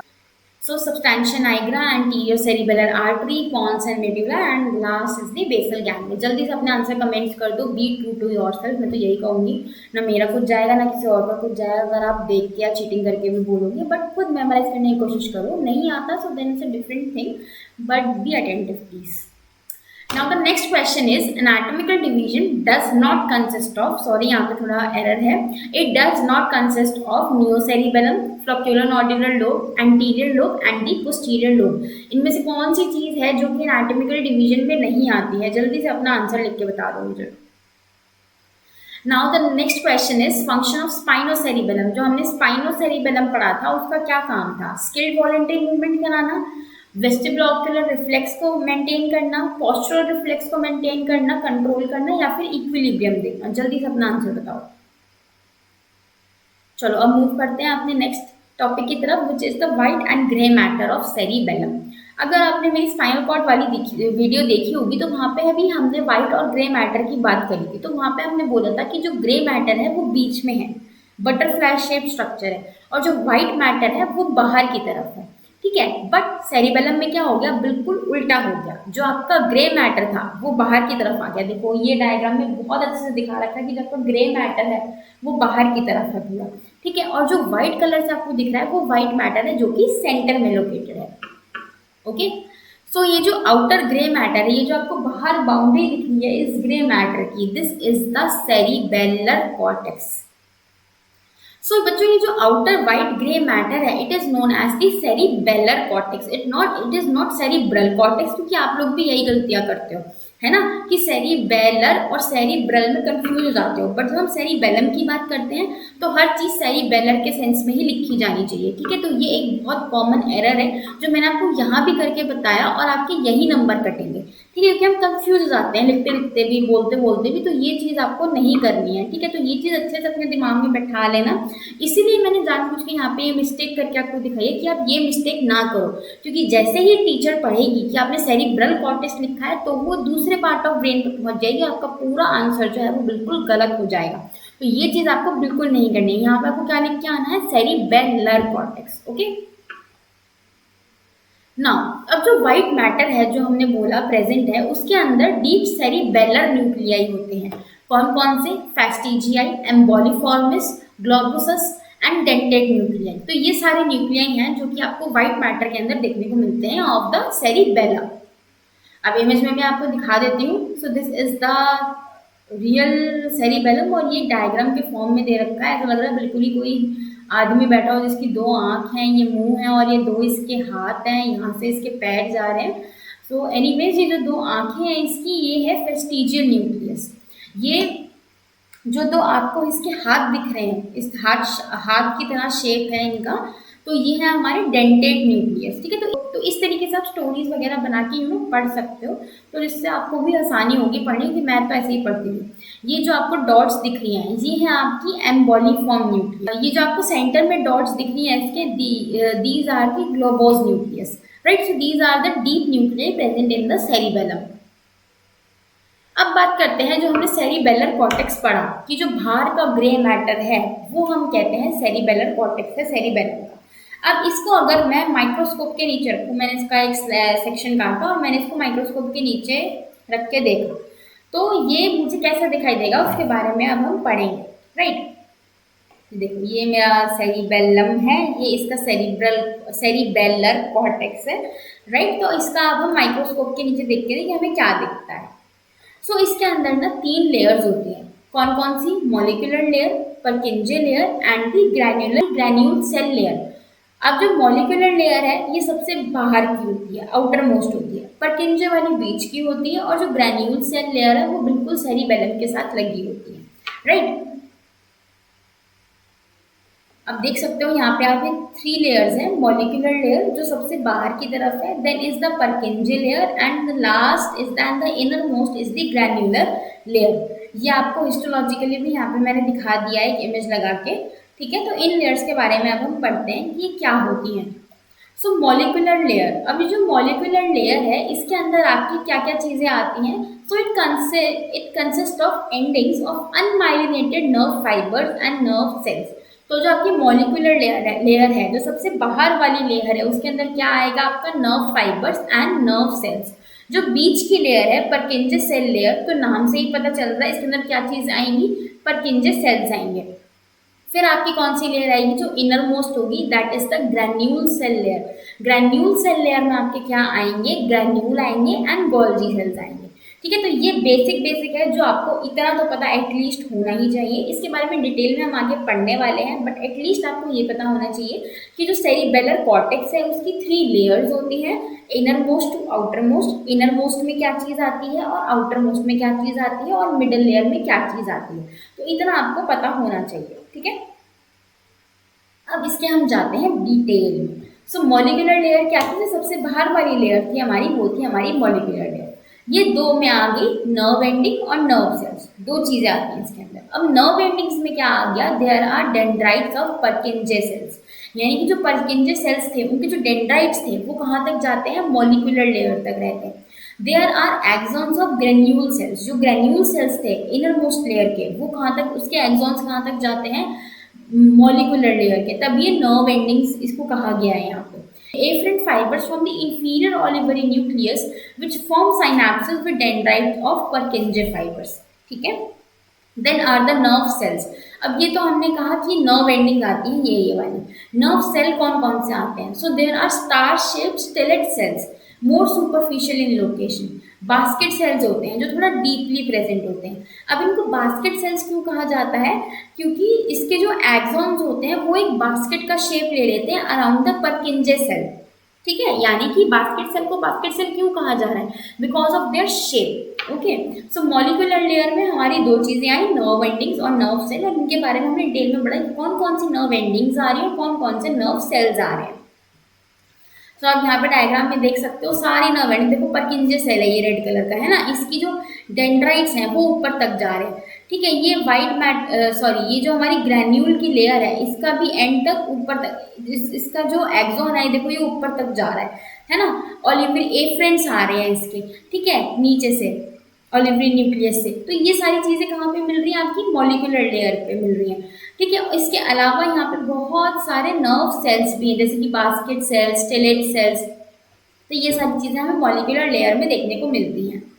नेक्स्ट लेयर जो है वो है आपकी परकिंजे सेल लेयर। तो इससे नाम से ही पता चल रहा है कि जो परकिंजे सेल होता है ये सबसे बड़ा न्यूरॉन होता है बॉडी के अंदर। अब न्यूरॉन क्या होता है, बेसिक फंडामेंटल स्ट्रक्चर है ऑफ द नर्वस सिस्टम। तो Purkinje cell is a type of neuron जो कि सबसे बड़ा न्यूरॉन होता है हमारी बॉडी के अंदर। अब ये जो एक्सॉन्स हैं, so their axons forms the only output of the whole cerebellar cortex, which passes to form synaptic connections in the deep cerebellar nuclei। यानी कि जो इनके एक्सॉन्स हैं यही जाके साइनेप्टिक कनेक्शंस बनाते हैं किसके साथ, डीप सेरिबेलर न्यूक्लियाई के साथ। Okay, so they have very extensive dendritic network, obviously जो हमने अभी इमेज में भी देखा कि ये ऊपर जा रहे हैं मॉलिक्यूलर लेयर में। यानी कि जो परकिंजे सेल के डेंड्राइट्स हैं वो कहाँ एक्सटेंड हो रहे हैं, आपकी मॉलिक्यूलर लेयर में। और वहाँ पे वो ह्यूज सरफेस एरिया देते हैं फॉर एक्सोडेंड्राइटिक साइनेप्सिस। अब जितने ज़्यादा डेंड्राइट्स होंगे उसके उतना अच्छा वहाँ पे साइनेप्स होगा, उतना ज़्यादा इंटेंसिटी में वहाँ पे आपको साइनेप्स देखने को मिलेगा। So this is all about the Purkinje cell layer. ठीक है, यहाँ पे आप देख सकते हो ये परकिंजे सेल, ये इसका सेल है और यहाँ पे आप इसके डेंड्राइट्स देख सकते हो। इसलिए कहा जाता है सेरिबेलम को लिटिल ब्रेन, ऐसे ही नहीं कहा जाता इसको, है ना। आप देखो कितना वहां से लग रहा है कोई पेड़ ही उग गया हो यहाँ पे, है ना, इसके डेंड्राइट्स ऐसे लग रहे हैं। पर ठीक है, जो भी है हमें पढ़ना तो है ही इसको। ग्रैन्यूल सेल लेयर आ गई। अब ये ग्रैन्यूल सेल लेयर ये कौन सी सेल लेयर थी, सबसे इनर मोस्ट वाली, सबसे अंदर वाली जो सेल लेयर थी वो थी हमारी ग्रैन्यूल सेल लेयर, है ना। अब ग्रैन्यूल सेल लेयर में हमारी दो चीजें आई, एक तो आए हमारे ग्रैन्यूल सेल्स और एक बने हमारे गोल्जी सेल्स। अब हम पढ़ते हैं ग्रैन्यूल सेल्स के अंदर। तो ये जो ग्रैन्यूल सेल्स है ना ये बहुत छोटे होते हैं और बहुत ज्यादा होते हैं। ठीक है, जो गोल्जी सेल्स हैं वो बहुत कम होते हैं और बहुत बड़े होते हैं। ठीक है, ये एक बेसिक डिफरेंस है इन दोनों के अंदर, राइट। अब ये जो ग्रैन्यूल सेल्स के बारे में हम थोड़ा डिटेल में पढ़ लेते हैं, फ्लो चार्ट से जल्दी जल्दी से देख लेते हैं। ठीक है, आई नो थोड़ा बोरिंग हो रहा होगा इस टाइम पे, बट आगे थोड़ा इंटरेस्टिंग टॉपिक है। ठीक है, आगे और इंटरेस्टिंग चीज़ें हैं, ये बस इसका हम देख लेते हैं मॉलिक्यूलर और ये सारी लेयर्स इसकी। ठीक है, तो जल्दी से खत्म करते हैं। ग्रैन्यूल सेल्स के अंदर क्या क्या है, they have their cell bodies located in this layer. यानी कि इस लेयर के अंदर इनकी जो सेल की बॉडीज हैं, न्यूरॉन के अंदर आपकी सेल बॉडी होती है ना, तो सेल बॉडी इस न्यूरॉन की यहाँ पे इस लेयर में लोकेटेड होती है। इसका जो एक्सॉन है वो हमने क्या कहा था, वो कहाँ तक जाता है, आपकी मॉलिक्यूलर लेयर तक, है ना, ऊपर तक जा रहा था। हम कह रहे थे ना मॉलिक्यूलर लेयर में इसका एक्सॉन प्रेजेंट है। तो वहां पे ये ग्रैन्यूल सेल यहाँ पे था, यहाँ से इसका एक्सॉन ऊपर गया, पहुंचा मॉलिक्यूलर लेयर में, वहां पे इसने टी शेप बना ली, बाइफरकेट हो गया, इसने टी शेप का स्ट्रक्चर बना लिया ऊपर। सो अब टी की दो ब्रांचेस निकली, तो जो टू ब्रांचेस थी of the T run along the long axis of the folium and are called parallel fibres. अब वो फोलियम के अलोंग लॉन्ग एक्सिस पे भागते हैं, इनको हम क्या कहते हैं, parallel fibres. So the parallel fibres make, अब इनका काम क्या होता है, they make excitatory synaptic contact. अब देखो जो भी चीज जा रही है ऊपर वो साइनेप्स करने ही तो जा रही है, साइनेप्टिक कॉन्टैक्ट बनानी ही तो जा रही है। तो ये भी जो लेयर निकली है ऊपर, एक्सॉन ऊपर गया है, फिर वो टी शेप के दो लाइंस में डिवाइड हो गया है, तो वो भी साइनेप्स ही करेगा ना किसी के साथ। अभी किसके साथ साइनेप्स करता है, dendrites of many Purkinje cells, Golgi cells, basket cells and stellate cells. तो जो जो सेल्स मॉलिक्यूलर लेयर में प्रेजेंट थे उनके साथ तो करेगा ही करेगा, साथ में जो परकिंजे सेल जो हमने देखा जो पेड़ जैसा लग रहा था हमें वो, उसके जो डेंड्राइट्स ऊपर जा रहे हैं उनके साथ भी ये साइनेप्स बनाता है। ठीक है, तो यहाँ तक कोई कंफ्यूजन नहीं होना चाहिए। Next is the Golgi cells. अब मैंने पहले ही कहा था ये बहुत बड़े होते हैं और कम नंबर में होते हैं। ठीक है, so their dendrite project outwards into the molecular layer and receives input from the parallel fibres. अब इसका जो डेंड्राइट होता है ये अपनी लेयर में तो रहना ही नहीं चाहते, इनको पढ़िए कि हम उछल के ऊपर पहुंच जाए, तो ये भी उछल के जी तुम भाई ग्रैन्यूल सेल ऊपर जा रहे हैं तो ये क्यों पीछे रहेगा, तो ये भी अपनी इनर मोस्ट लेयर से निकल के कहाँ भाग जाता है, आउटर मोस्ट लेयर में। ठीक है, और वहां पे ये किससे इनपुट रिसीव करता है, इसके बाजू वाले से, ग्रैन्यूल सेल से, क्योंकि पैरेलल फाइबर्स कौन बना रहा है, ग्रैन्यूल सेल ही तो बना रहा है, तो ये वहां से अपना इनपुट रिसीव करता है और वहां पे भी साइनेप्स करता है। So their cell bodies receive input via collateral from the incoming climbing fibres and Purkinje cells. तो वहाँ पे भी कोलेटरल्स बनाते हैं। Their axons branch extensively and form inhibitory synaptic connection with the dendrite of the granule cells। तो यहाँ पे ये पूरा बताया हुआ है कि किस किस के साथ साइनैप्स कर रहे हैं, किस के साथ कनेक्शंस बना रहे हैं। तो ये सारी चीज़ें तो बच्चों में कुछ नहीं कर सकती, आपको ये याद करनी ही पड़ेंगी। बट मैंने बहुत आसान तरीके से यहाँ पे लिखा है ताकि आपको याद करने में, क्योंकि आप जब फ्लो चार्ट्स वगैरह से पढ़ोगे ना तो आपको याद करने में भी आसानी होगी, बजाय मैं एक लंबा सा पैराग्राफ लिख के दे दूँ वहाँ पे। प्लस मैंने चीज़ें आपको बहुत अच्छे से जितना मैं समझा सकती हूँ समझाने की भी कोशिश करी है यहाँ पे। तो आई होप आपको ये समझ आ गई होंगी और आपके लिए मेमोराइज करने में, याद रखने में, समझने में आसानी हो गई होगी। ठीक है, अब ये देखो, ये इनर मोस्ट लेयर है, ये बीच की लेयर है, ये ऊपर की लेयर है। सबको कहाँ से, नीचे से निकल के ऊपर भागना है ना। जैसे जो वो हमारा इलेक्ट्रॉन्स होते थे ना, वो एक्साइटेड स्टेज होती थी तो वो ऊपर भाग जाते थे आउटर शेल में, फिर वो नीचे आ जाते थे। इनका भी यही हाल है, पर ये नीचे नहीं आते, इनकी हमेशा ऊपर ही रहते हैं, इनको भागने की लगी रहती है ऊपर। आई एम रियली सॉरी यार ऐसे बीच में आने के लिए। आई नो आप लोगों का कंसंट्रेशन बहुत अच्छा बैठ गया था लेक्चर के ऊपर, बट यार ये देखो, ये चीज़ दिखाने के लिए मुझे आपको बीच में रोकना पड़ा। आप लोग मेरे वीडियोस देखते तो हो बट मुझे सब्सक्राइब नहीं करते हो। देख लो रेशो में कितना फ़र्क है। तो प्लीज़ अगर आपको ये वीडियो मेरा वैल्यूएबल लगता है और आपको लगता है कि मैं अच्छा काम कर रही हूँ तो प्लीज़ मेरे चैनल को सब्सक्राइब करो और इसको जितना हो सके अपने फ्रेंड्स के साथ या फिर जिसको भी इस वीडियो की नीड हो उसके साथ प्लीज़ शेयर करो। इससे मुझे भी बहुत मोटिवेशन मिलता है और मेरा भी मन करता है कि मैं आपके लिए ऐसे और अच्छे अच्छे वीडियोस लेके आऊँ। सो प्लीज़ जल्दी से सब्सक्राइब बटन है उसको जल्दी से प्रेस कर दो। अब चलते हैं फिर से लेक्चर के ऊपर, ध्यान लगा के पढ़ना। All the best. अब बच्चों बात करते हैं सेरिबेलर पेडंकल्स की। अब पेडंकल का मतलब क्या होता है? सबसे पहले पेडंकल का मतलब होता है पैर। ठीक है, सेरिबेलर पेडंकल्स यानी कि सेरिबेलम के पैरों के बारे में अब हम पढ़ेंगे। अब ये जो सेरिबेलम है ना, अब देखो सेरिबेलम का ना थोड़ा उल्टा हिसाब है। यूजुअली जब हम किसी से मिलते हैं तो हम हाथों से उनको नमस्ते करते हैं, हैंडशेक करते हैं, गले मिलते हैं। बट ये जो सेरिबेलम है ना, अब ये किससे मिलेगा? ये अपने बाकी के ब्रेन के पार्ट से मिलेगा, ये पॉन से मिलेगा, ये मेडुला से मिलेगा, ये मिड ब्रेन से मिलेगा, जितने भी इसके आसपास के स्ट्रक्चर हैं ये उनसे मिलेगा। बट ये ना थोड़ा अलग है। ये क्या करता है? ये कहता है मैं हाथों से नहीं मिलूंगा, ना मैं हैंडशेक करूंगा, ना मैं नमस्ते करूंगा, ना मैं कुछ करूंगा, मैं तो उनसे पैरों से मिलूंगा। इसलिए इसको हम कहते हैं सेरिबेलर पेडंकल्स। पेडंकल्स मतलब फीट, ये मिलता है पैरों से। ठीक है, तो इसके पास 3 पेयर ऑफ फीट्स होते हैं। ओके, यानी कि टोटल इसके पास 6 फीट्स होते हैं। अब the cerebellar peduncles anchors the cerebellum to the brain stem.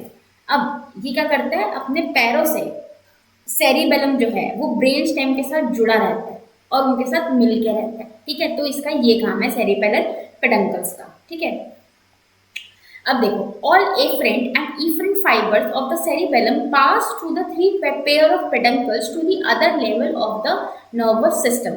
अब देखो जो सेरिबेलम है, अब देखो जब आप खड़े होते हो जमीन के ऊपर, ठीक है, तो जो भी इंफॉर्मेशन आती है आपको वो कहाँ से आती है? आपके पैरों से आती है। जब आप जमीन पर खड़े होते हो कि जमीन ठंडी है, गर्म है, कुछ चुभ गया, कहीं आप रास्ते पे जा रहे हो, ग्रास के ऊपर चल रहे हो, तो स्टिमुलस सबसे ज्यादा कहाँ से आ रहा है? आपके पास पैरों से आ रहा है ना। ऐसे ही ये जो सेरिबेलर पेडंकल है, ये सेरिबेलम के पैर है। तो जो भी इंफॉर्मेशन आती है जाती है वो किसके थ्रू आती जाती है? सेरिबेलर पेडंकल्स के थ्रू। चाहे पूरी ब्रेन की इंफॉर्मेशन सेरिबेलम के पास आनी हो, चाहे सेरिबेलम की इंफॉर्मेशन सारे ब्रेन के पास या बॉडी के पास जानी हो, किसके थ्रू आएगी? जाएगी through the cerebellar peduncles. Okay, अब ये कितने टाइप्स के होते हैं? अब हमारे पास तो देखो 2 ही पैर दिया है भगवान ने, बट सेरिबेलम को भगवान ने 3 पैर दिए, superior peduncle, middle peduncle and inferior peduncle. Okay, superior वाला पैर होता है, सॉरी सुपीरियर पेडंकल होता है सेरिबेलम का, इसको हम क्या कहते हैं? और ब्रेकियम कंजक्टिवम। मिडिल पेडंकल को, बीच का जो उसका पैर होता है उसे हम कहते हैं ब्रेकियम पोंटिस। इंफीरियर पेडंकल को हम रेस्टिफॉर्म बॉडी कह देते हैं। ओके, अब देख लो यहाँ पे आपको दिख रहा है सुपीरियर सेरिबेलर पेडंकल, ये रहा। मिडिल सेरिबेलर पेडंकल जो कि ये रहा, इसमें बहुत अच्छे से दिख रहा है। इंफीरियर सेरिबेलर पेडंकल ये रहा। So this are the feats of your cerebellum. ठीक है, बट इसकी फीट्स इसको रोक के रखती हैं, इसकी फीट्स से कहीं भागने नहीं देती। तो ये जो आपका सुपीरियर वाला सेरिबेलर पेडंकल है, ये आपके सेरिबेलम को मिड ब्रेन से कनेक्ट करता है। मिड ब्रेन भी तो ऊपर की तरफ आगे और ऊपर की तरफ ही आता है ना सेरिबेलम की, अगर आपको इमेज याद हो तो पॉन्स के ऊपर ही है मिड ब्रेन। तो ये जो आपका सेरिबेलम है ये मिड ब्रेन से कनेक्टेड है थ्रू सुपीरियर पेडंकल। फिर मिडल सेरिबेलर पेडंकल क्या करता है, सेरिबेलम को पॉन्स से कनेक्ट करता है, क्योंकि पॉन्स उसके जस्ट सामने है। जो इंफीरियर सेरिबेलर पेडंकल है वो सेरिबेलम को मेड्यूला से कनेक्ट कर रहा है, राइट। तो ये सारे इसके काम हैं। अब इन ये जो पेडंकल्स होते हैं ना बच्चों, इनमें याद करने वाली या इम्पोर्टेंट चीज़ क्या है, ये तो मैंने आपको इस तरीके से समझाया कि आपको ये चीज़ समझ आ जाए, है ना। बट देखो यहाँ पे एक जो हमें चीज़ अच्छे से रिमेंबर करनी है कि जब आपको सुपीरियर सेरिबेलर पेडंकल है ना, ये मिड ब्रेन से तो कनेक्ट कर ही रहा है। अब मैंने बोला था कि जो भी इंफॉर्मेशन आती है या जाती है वो इन सेरिबेलर पेडंकल्स के थ्रू ही आती है या जाती है। तो हर सेरिबेलर पेडंकल जो होता है ना वो अलग अलग इंफॉर्मेशन ट्रैक्ट्स के, क्योंकि इन्फॉर्मेशन सीएनएस में कैसे ट्रैवल होती है, थ्रू ट्रैक्ट्स। हर चीज के बीच में एक ट्रैक्ट होता है, राइट। तो हर पेडंकल के अंदर अलग अलग ट्रैक्ट्स होते हैं। सारे ट्रैक्ट्स एक ही पेडंकल में से नहीं जाते, या फिर रैंडमली नहीं होता कुछ भी कि हाँ इसमें से ये जाएगा, इसमें से मेरे दिमाग में ऐसा होगा, तुम्हारे ब्रेन में ऐसा होगा, ऐसा नहीं होता। हर चीज का एक डिफाइंड वेल ऑर्गेनाइज जगह दे रखी है भगवान ने, ठीक है। तो जब आपको सुपीरियर सेरिबेलर पेडंकल होता है ना, उसके अंदर से क्या आते हैं, it contains vital afferent and efferent fibre tracts. जो आपका मिडल सेरिबेलर पेडंकल होता है, it contains the corticopontocerebellar pathway, ठीक है। ये इसका प्रीडोमिनेंट एफरेंट फाइबर होता है जो इससे पास होता है। इंफीरियर सेरिबेलर पेडंकल में 5 एफरेंट ट्रैक्ट्स होते हैं और एक सिंगल इफरेंट ट्रैक्ट होता है। अभी मैंने यहाँ पे ये बेसिक डाला है कि इतना तो आपको एटलीस्ट पता होना ही चाहिए कि किस किस पेडंकल में से कौन कौन सी चीज़ें आती हैं और जाती हैं। डिटेल में भी इसके बारे में पढ़ेंगे किसी दूसरे वीडियो के अंदर, बट यहाँ पे क्योंकि यहाँ पे मैं डाल दूंगी ना, क्योंकि अभी आप इतना सब पढ़ के आए हो, अभी ये पढ़ रहे हो, तो वो हॉटस्पॉट हो जाएगा और आपके लिए बहुत बोरिंग हो जाएगा। तो मैंने इतना डिटेल में यहाँ नहीं डाला है, but just to make you know the things कि ये चीजें होती हैं और आपको इसका एक आइडिया होना चाहिए, राइट। ठीक है, यहाँ पे आप देख रहे हो सुपीरियर सेरिबेलर पेडंकल है, मिडल है, इंफीरियर है, right. So these are the cerebellar और the feats of the cerebellum. So each cerebellum controls voluntary movement on its own side of body. अब देखो यूजुअली हम क्या कहते हैं कि जो अगर मैं राइट हैंड से लिखती हूँ तो मेरा लेफ्ट ब्रेन मुझे कंट्रोल कर रहा है, और अगर मैं लेफ्ट साइड से लिखती हूँ तो मेरा राइट ब्रेन मुझे कंट्रोल कर रहा है। अब यहाँ पे हम ब्रेन किसको कह रहे हैं, सेरिब्रम को कह रहे हैं। जो 2 बड़े बड़े हेमिस्फेयर भगवान ने दिमाग में लगाए हैं उनको कह रहे हैं। बट अगर मैं सेरिबेलम की बात करूं तो वो अगर मैं राइट हैंड से लिखती हूँ ना, तो राइट वाला सेरिबेलम ही मेरी राइट हैंड की बॉडी को कंट्रोल कर रहा है, और अगर मैं लेफ्ट हैंड से कुछ काम कर रही हूँ तो लेफ्ट वाला सेरिबेलम मेरी लेफ्ट बॉडी को कंट्रोल कर रहा है। अब इसका रीजन देखो क्या होता है, डबल डीकसेशन। अब देखो मैं बहुत लेमन में समझा देती हूँ, वरना ये जब हम ट्रैक्ट्स पढ़ेंगे ना तब इसके बारे में डिटेल में पढ़ेंगे। फॉर एग्जाम्पल यहाँ पे आपका सेरिबेलम है, ठीक है, यहाँ पे आपका सेरिब्रल कॉर्टेक्स है और यहाँ पे आपकी बॉडी है। अब सेरिबेलम ने क्या किया, इंफॉर्मेशन भेजी यहाँ से यहाँ, क्योंकि हमेशा उल्टी जाती है, अपोजिट साइड जाती है इंफॉर्मेशन। तो सेरिबेलम के यहाँ से यहाँ पे गई इंफॉर्मेशन सेरिब्रल कॉर्टेक्स में, सेरिब्रम ने उस इंफॉर्मेशन को प्रोसेस किया कि हाँ भाई सेरिबेलम ने ये इंफॉर्मेशन भेजी है, यहाँ से अपोजिट जा रही है। अब ये क्या करता है, ये opposite side of the body को कंट्रोल कर रहा है, तो इसने क्या भेज दी, इंफॉर्मेशन मेरे इस साइड में भेज दी, राइट साइड में भेज दी। तो अब इसका राइट साइड मेरी बॉडी का राइट साइड और सेरिबेलम का राइट साइड तो एक ही हो गया। यानी कि इंफॉर्मेशन एक बार यहाँ से क्रॉस हुई जब ये सेरिबेलम से सेरिब्रम पे आई, और एक बार यहाँ से क्रॉस हुई जब ये सेरिब्रम से मेरी बॉडी तक आई, यानी कि डबल बार क्रॉसिंग हो गई, डबल बार डीकसेशन हो गया। तो इसलिए ये एक साइड का सेरिबेलम ही मेरी एक साइड की बॉडी को, similar side of the body को कंट्रोल कर रहा है। ठीक है, आई थिंक आपको ये वेगली जो मैंने समझाया, वैसे तो मैंने अपनी तरफ से बहुत अच्छा एफर्ट दी मुझे लगता है, बट समझ आ गया होगा। ठीक है, अब थोड़ा जल्दी से इन क्वेश्चंस के मुझे आंसर्स बता दो कमेंट्स के अंदर कि जो मॉलिक्यूलर लेयर होती है सेरिबेलर कॉर्टेक्स की, उसके अंदर क्या चीज़ें होती हैं। पर्किंजे सेल्स होते हैं, ग्रैन्यूल सेल्स होते हैं, गोल्जी सेल्स होते हैं, या फिर नर्व एंडिंग या नर्व सेल्स होती हैं। जल्दी से मेरे को इसका आंसर बता दो। Next question is cerebellar peduncles anchor the cerebellum to pons, brainstem, mid brain and medulla oblongata. किस चीज़ से एंकर करते हैं, जल्दी से इसका आंसर बताओ। ठीक है, right side of the cerebellum control which side of the body. अगर मेरा right side of the cerebellum काम कर रहा है तो वो मेरी राइट साइड की बॉडी को कंट्रोल करेगा या लेफ्ट साइड की बॉडी को कंट्रोल करेगा। जल्दी से इसका आंसर जल्दी से कमेंट में बताओ। नहीं गलत भी होगा तो भी कोई बात नहीं, मैं दूसरा वीडियो बना के इस कंसेप्ट को और अच्छे से एक्सप्लेन करने की कोशिश करूँगी, राइट। अगर नहीं समझ आया है तो यहाँ पे तो इसलिए घबराने की डर नहीं, कोई बात नहीं है। जो चीज़ नहीं समझ आ रही कमेंट्स में मुझे बोल देना, मैं उसके लिए एक अलग डिटेल्ड वीडियो आपके लिए और अच्छे तरीके से उसको प्रेजेंट करने की और अच्छे तरीके से समझाने की पूरी पूरी कोशिश करूँगी, राइट। तो अब हम बात करते हैं फंक्शंस की, जो कि आखिरी पॉइंट है। अब हम वीडियो के एंड में आ गए हैं, ठीक है। बहुत खुशी हो रही होगी अब तो कि चलो लेक्चर खत्म होने वाला है, सेरिबेलम हमने पढ़ लिया है पूरा। इसके फंक्शंस देख लेते हैं। तो इसके 4 फंक्शन है बेसिकली। कंट्रोल, वैसे तो 3 ही है, अदर फंक्शन तो चलो इसकी हुई है, मेन इसके 3 फंक्शन है। कौन कौन से? बॉडी का पोस्चर और इक्विलिब्रियम कंट्रोल करना, मसल टोन को कंट्रोल करना और मूवमेंट कंट्रोल करना, ठीक है। अब यहाँ पे वर्ड देखो, ध्यान देना, कंट्रोल लिखा है, इनिशिएट नहीं लिखा, ठीक है, कंट्रोल लिखा है, बस इस वर्ड पे ध्यान दो अभी, ठीक है। So control of body posture and equilibrium. अब देखो हमने क्या कहा था कि सेरिबेलम का, जब हम लोब्स पढ़ रहे थे, डिवीजन पढ़ रहे थे, तो हमने कहा था उसका एक लोब ऐसा है जो कि वेस्टिबुलर सेरिबेलम भी कहा जाता है, फंक्शनल क्लासिफिकेशन जब हमने पढ़ी थी। तो बॉडी का जो पोस्चर है, जो इक्विलिब्रियम है, वो कौन सी लोब कंट्रोल कर रही है? तो वो कर रही है आपकी फ्लक्यूलर नॉड्यूलर लोब, ठीक है। तो ये वाली जो लोब होती है ये आपके बॉडी के पोस्चर से और इक्विलिब्रियम को रिलेटेड होती है, इन दोनों चीज़ों को ये कंट्रोल करती है। अब ये कैसे कंट्रोल करती है? तो देखो यहाँ पे एक डायग्राम है। डायग्राम क्या मतलब, मैंने स्टेप्स बनाया है यहाँ पे। सो ए फ्रेंड्स फ्रॉम वेस्टिबुलर अपैरेटस, यानी कि जो आपका वेस्टिबुलर सिस्टम है, जिसमें कौन कौन सी चीज़ें आ गई, आपका ईयर का saccule, utricle and semi circular canal, जो कि कहाँ होते हैं? आपके ईयर में होते हैं। यहाँ से इंफॉर्मेशन जाती है। इंफॉर्मेशन कहाँ जाती है? Towards the vestibular nuclei.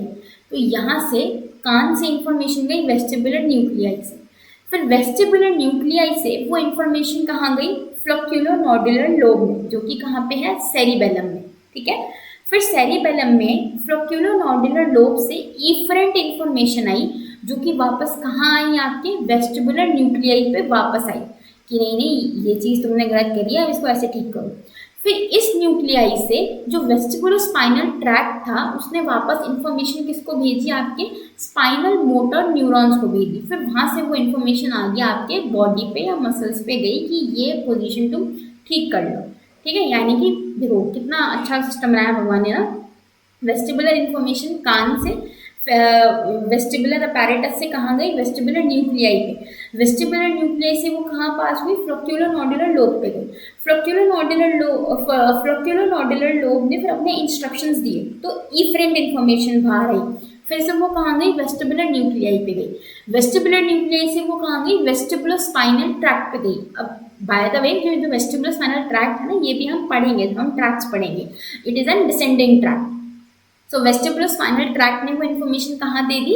Spinal motor neurons को दे दी। फिर स्पाइनल मोटर न्यूरॉन से इन्फॉर्मेशन जाएगी और आगे हमारे बॉडी पार्ट में, और वहाँ से जो वो चीज़ थी वो ठीक हो जाएगी। तो इस तरीके से जो हमारा वेस्टिबुलर सिस्टम है, यानी कि जो हमारा बॉडी का इक्विलिब्रियम है, पोस्चर है, वो इस तरीके से कंट्रोल होता है, ठीक है। देख रहे हो कितना एडवांस सिस्टम बनाया है भगवान ने।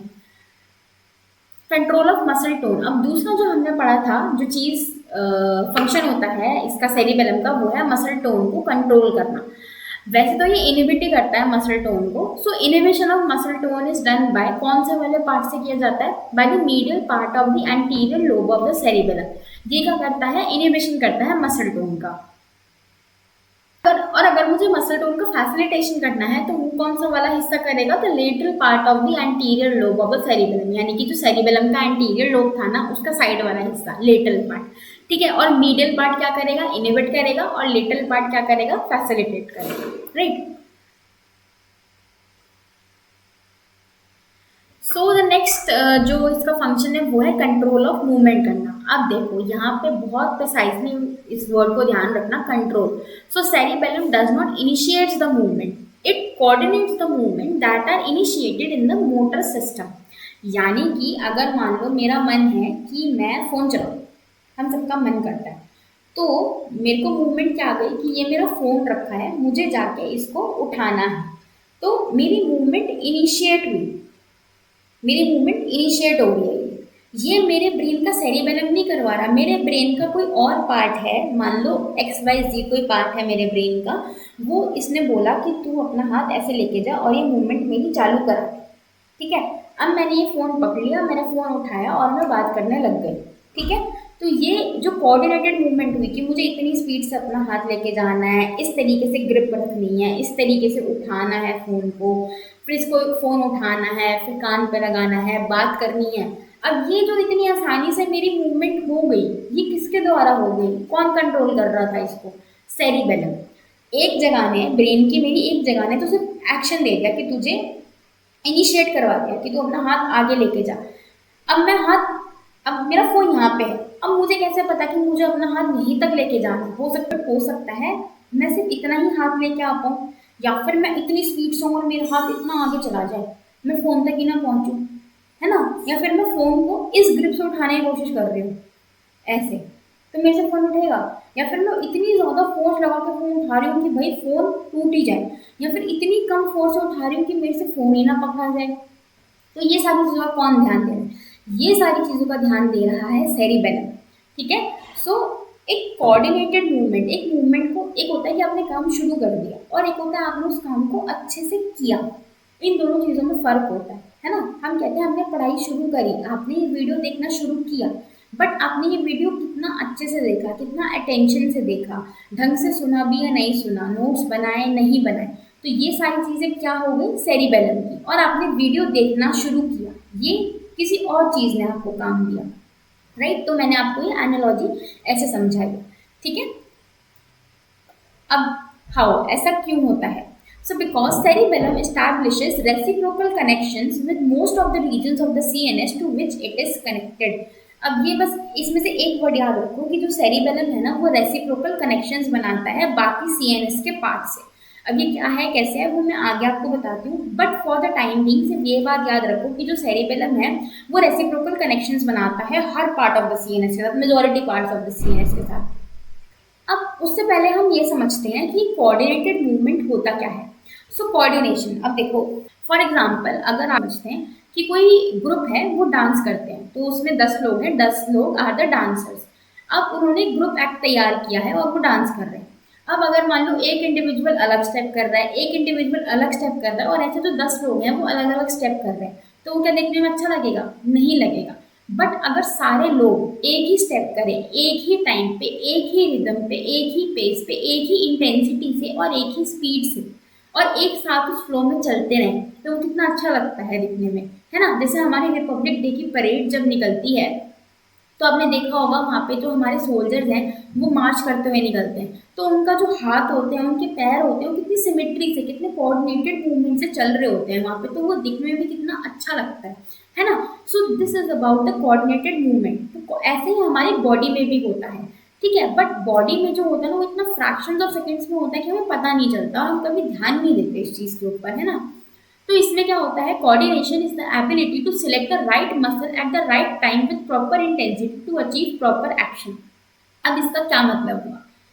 ये मेरे सामने एक नोटबुक है और ये मेरे सामने एक फ़ोन है, ठीक है? मेरे सामने ये दो चीज़ें हैं। अब अगर इन दो चीज़ों को पकड़ने की जो मेरी इंटेंसिटी है, हो सकता है इस फ़ोन को पकड़ने में मुझे ज़्यादा ताकत लग रही हो और इस नोटबुक को पकड़ने में मुझे कम ताकत लग रही हो, है ना? तो मेरा जो मसल्स है वो दोनों के लिए अलग अलग तरीके से काम कर रहा है। अब आप मेरी ग्रिप देखो, यहाँ पे देखो मेरी किस तरीके की ग्रिप है, और यहाँ देखो मेरी किस तरीके की ग्रिप है। यहाँ पे मैंने हुक ग्रिप यूज कर रखी है ना? ये ग्रिप अलग है मेरी, और यहाँ पे जो ग्रिप है वो आप देख रहे हो कितनी अलग ग्रिप है यहाँ पे मेरी, ठीक है? तो यानी कि मेरे जो मसल्स हैं यहाँ पे, भले ही वो टाइनी मसल्स हैं, उनका इतना आपको सिर्फ दूर से लग रहा है कि पकड़ा हुआ है, बट कितना प्रिसाइजली पकड़ा हुआ है ना? इसको इसको पकड़ते हुए मेरा शोल्डर कितना एंगल पे है, मेरा एल्बो कितना मुड़ा हुआ है, कितना इसका वेट है, मैं कितनी इंटेंसिटी से इसको पकड़ रही हूँ, वो सब मेरे को कौन अचीव करवा रहा है? वो सब मेरे को अचीव करवा रहा है सेरिबेलम। अगर मुझे ये एक तार पकड़नी है, तो इस तार के लिए देखो मेरा हाथ किस तरीके से मेरी ग्रिप बन गई है, कितनी मुझे इसमें ताकत लग रही है उठाने में, ज़्यादा ताकत नहीं लग रही, है ना? बहुत इजीली मैंने इसको उठा लिया, किसी भी ग्रुप से कैसे भी मोड़ तोड़ के मैं इसको उठा सकती हूँ जब जैसे मेरा मन करता है। तो ये एक बहुत कोऑर्डिनेटेड मूवमेंट है, मतलब कहने का मतलब बेसिकली ये है कि इसको हम कोऑर्डिनेशन कहते हैं। अब चलो एक एग्जांपल करते हैं, आप लोग भी मेरे साथ करो। कॉपी पेन या फोन जो भी आपने हाथ में, कॉपी या पेन जो भी आपने हाथ में ले रखो, तो एक बार नीचे रखो। एक आपको दोनों हाथों को दूर रखना है और अपनी फिंगर टिप्स को ऐसे मिलाना है। अब देखो मेरे से क्या गलती हुई, मैंने बोला फिंगर टिप्स को मिलाना है, बट मेरी फिंगर टिप्स नहीं मिली, आगे चली गई। अब मुझे कोई बोलेगा ना फिंगर टिप्स को मिलाना है, तो मैं ध्यान दे रही हूँ कि हाँ टिप्स मिलनी चाहिए, ठीक है। और अगर मैं अपनी आईज क्लोज कर दूँ और फिर मैं कहूँ कि हाँ भाई मेरे को फिंगर टिप्स मिलानी है आपस में, तो देखा क्या हुआ, पहले यूं गया और फिर अपने आप ही ये कनेक्ट हो गया अपने आप ही, क्योंकि मुझे इंस्ट्रक्शंस थे कि मुझे फिंगर टिप मिलानी है। दूसरा एग्जांपल लेते हैं कि मुझे tip of the knows touch करना है, तो मैं अपना हाथ लेके आई और मैंने, अब देखो टच कहाँ हुआ है, क्योंकि मैंने अपना जो आईज थी वो बंद कर रखी है, मुझे नहीं दिखा। फिर मैं अपने आप ही यहाँ ले आई, क्योंकि मुझे पता था कि जो मेरी टिप ऑफ द नोज है वो यहाँ पे है ना। अब देखो इसका कहने का मतलब क्या हुआ, अब हम आगे समझते हैं इस चीज के अंदर। So coordination of movement is the result of appropriate regulation of time, rate, force and direction of muscular activity. अब देखो कोऑर्डिनेटेड मूवमेंट अब होगी, क्योंकि अब मेरे को पता है कि मुझे इतनी स्पीड से इस फिंगर को लेके जाना है कि ये इसका टिप आपस में मिल जाए। तो मेरा जो, अब मैं तेज स्पीड में करूंगी तो नहीं मिलेगा, देखो तेज स्पीड में मैं कर रही हूँ नहीं मिलेगा, पर अगर मैं तेज स्पीड में करूँ, मैं यहाँ पे आके स्लो कर दूँ अपनी स्पीड, तो ये टिप्स मिल जाएंगी। यानी कि मुझे उस रेट से, उस टाइम, इस टाइम मुझे इस रेट से और इतनी फोर्स अपनी लगानी है कि जो मेरा अकम्प्लिश टास्क है वो हो जाए। बट जो हमारा सेरिबेलम है ना, ये बहुत स्मार्ट है, ये ऐसी चीजें कर भी देता है और हमें पता नहीं चलती। इसके अंदर जो मूवमेंट्स होती हैं वो दो तरीके की होती हैं, एक तो होती है इनवॉलेंट्री मूवमेंट्स और एक होती है वॉलेंट्री मूवमेंट्स। इनवॉलेंट्री जो खुद से हो जाती है हमें पता नहीं चलता, वॉलेंट्री जो हम खुद करते हैं।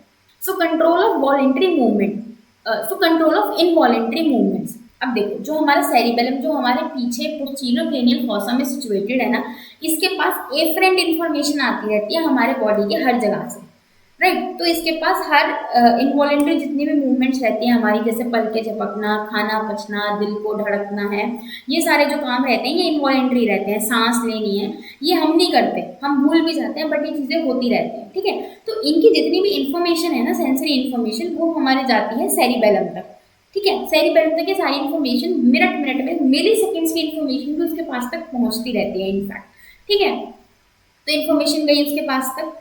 Then the collateral extrapyramidal impulses from the motor cortex, basal ganglia and reticular formation are also transmitted to the cerebellum via the corticopontocerebellar pathway. अब देखो हमारे शरीर से जो इन्फॉर्मेशन गई वो गई, बट ब्रेन के भी तो और भी तो बहुत सारे पार्ट्स हैं ना, सिर्फ सेरिबेलम तो नहीं है हमारे ब्रेन के अंदर, और भी बहुत सारे पार्ट्स हैं, तो उनकी भी जो इन्फॉर्मेशन है ना वो भी सेरिबेलम के पास जा रही है।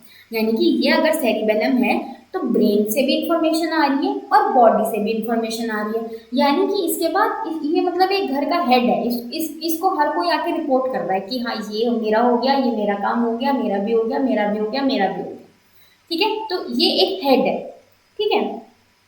अब इसके पास ब्रेन से भी इंफॉर्मेशन आ रही है, बॉडी से भी इंफॉर्मेशन आ रही है। इसने क्या किया, इसने इस इंफॉर्मेशन को इंटीग्रेट किया कि भाई तुमने सही काम किया, तुमने गलत काम किया, तुम थोड़ा और अच्छा कर सकते थे, तुमने बिल्कुल ही नहीं किया, हाँ तुमने बहुत अच्छा किया। इसने पूरा इंटीग्रेट कर लिया अच्छे से इस सेरिबेलम में, ठीक है।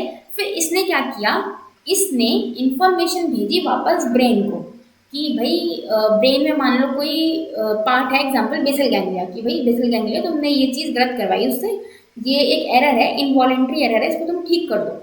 तो बेसल गैंग्लिया के पास इन्फॉर्मेशन पहुंची, अच्छा मेरा ये काम ढंग से नहीं हुआ, चलो मैं वापस नीचे बॉडी के अंदर इनवॉलेंट्री मूवमेंट ठीक करा देता हूँ। तो सेरिबेलम ने उसको ऑर्डर दे दिया कि तुमने ये सही नहीं किया, तो ऐसे वो इनवॉलेंट्री मूवमेंट का जो एरर हो रहा था वो ठीक हो गया, राइट। अब देखो ये बहुत मैंने लेमैन में तुम्हें समझाया है जिससे कि तुम्हें चीज समझ आ जाए, बट इसके अंदर भी ना बहुत सारे टेक्निकल टर्म्स हैं। अब देखो ये जो इन्फॉर्मेशन आ रही है जा रही है इसके थ्रू आएगी जाएगी, थ्रू ट्रैक्स, क्योंकि जो सीएनएस है वो आपस में कम्युनिकेट कैसे कर पाता है, थ्रू द ट्रैक्स। और ट्रैक्स हम पढ़ने वाले हैं बहुत जल्दी, अगली भी बहुत जल्दी, ठीक है, उसके ऊपर जल्दी वीडियो आएगी, तो वो तुम जरूर देखना, ताकि ये जो कॉन्सेप्ट्स है ना तुम्हारे, अब जो तुम समझ रहे हो ना उनको टेक्निकल टर्म्स में तुम वहां समझ पाओगे, ठीक है। वैसे तो मैंने यहाँ ट्रैक्स के नाम दे दिए हैं जो जो होते हैं, बट इन ट्रैक्स के बारे में डिटेल में हम पढ़ेंगे। अब आता है voluntary movement, this is a voluntary movement, okay. So this is a voluntary movement, मेरे को tip of the finger touch करनी थी आपस में,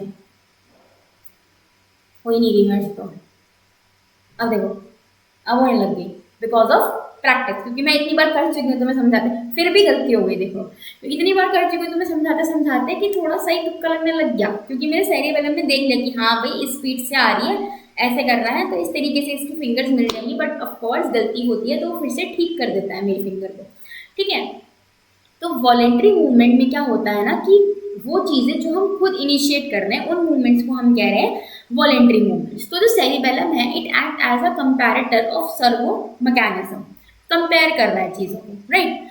तो देखो अब जो सेरिबेलम है, अब देखो वॉलेंट्री मूवमेंट, देखो लॉजिक वही सेम है कि जो सेरिबेलम है वो एक हेड है, उसके पास नीचे के भी आदमी रिपोर्ट कर रहे हैं, ऊपर बैठे हुए आदमी भी रिपोर्ट कर रहे हैं, उसके पास हर कोई रिपोर्टिंग पहुंच रही है उसके पास, और वो पूरा अपना दिमाग लगा रहा है किसको क्या एक्शन देना चाहिए कि जो हमारी ये बॉडी है ये सही से काम कर सके। इस ये हमारा हेड है, इसका यही काम है सिर्फ। ठीक है, तो यहाँ पे भी वही चीज़ है, बट यहाँ पे क्योंकि हमारी वॉलेंट्री मूवमेंट इन्वॉल्व है तो यहाँ पे जो हमारे ट्रैक्स हैं वो अलग अलग हो जाएंगे, बिकॉज ऑब्वियसली वॉलेंट्री मूवमेंट है तो मेरा स्केलेटल सिस्टम इन्वॉल्व है, इनवॉलेंट्री मूवमेंट है तो मेरी स्मूथ मसल्स इन्वॉल्व है, अलग चीज़ें इन्वॉल्व है ना।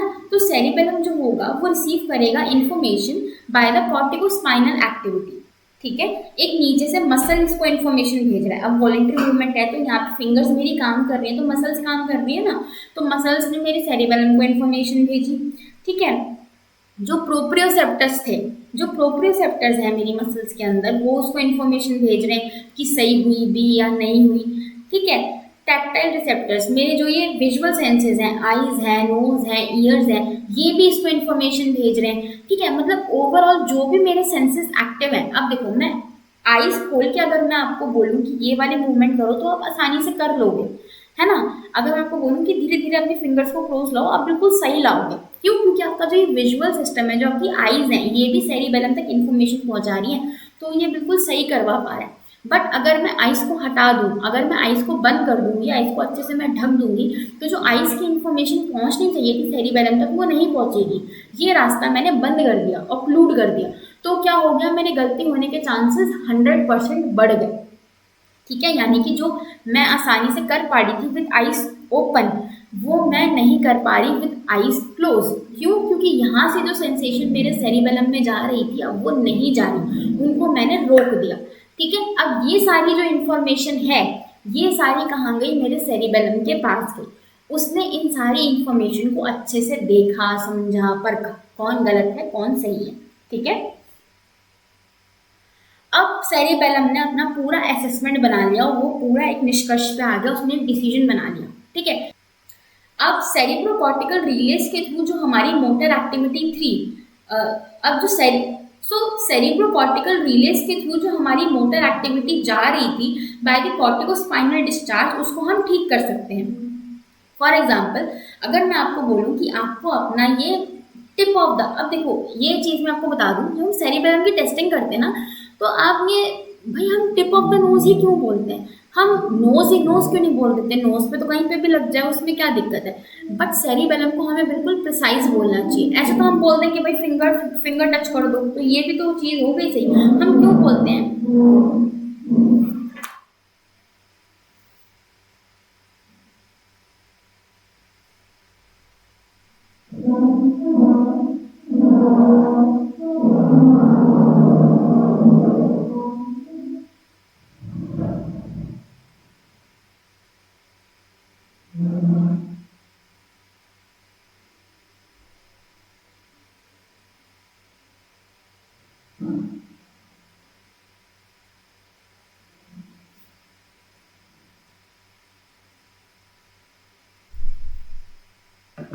अच्छा, एक और बात, जब आपने टेस्टिंग करते हो सेरिबेलम की तो हम क्या कहते हैं कि टिप ऑफ द फिंगर्स को टच करो, टिप ऑफ द नोज को टच करो। हम ये भी नहीं कहते कि हाँ फिंगर्स टच कर लो, फिंगर्स तो ऐसे ऐसे भी टच हो जाती हैं, नोज तो हम ऐसे भी कहीं पे भी टच कर लो नोज पे, ये भी तो नोज है, ये भी तो नोज है, ये भी तो नोज है।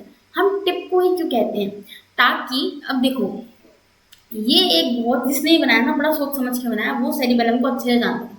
वो जानता था कि अगर इसको मैं बिल्कुल प्रेसाइज लोकेशन दूंगी ना तो ही मैं इसकी असेसमेंट कर पाऊंगी, है ना। अगर आप में से कोई बहुत अच्छा बच्चा है जो पढ़ने में बहुत अच्छा है, उसको मैं थोड़ा डिफिकल्ट क्वेश्चन दूंगी तभी तो मुझे पता चलेगा कि वो कितना लेवल है उसका।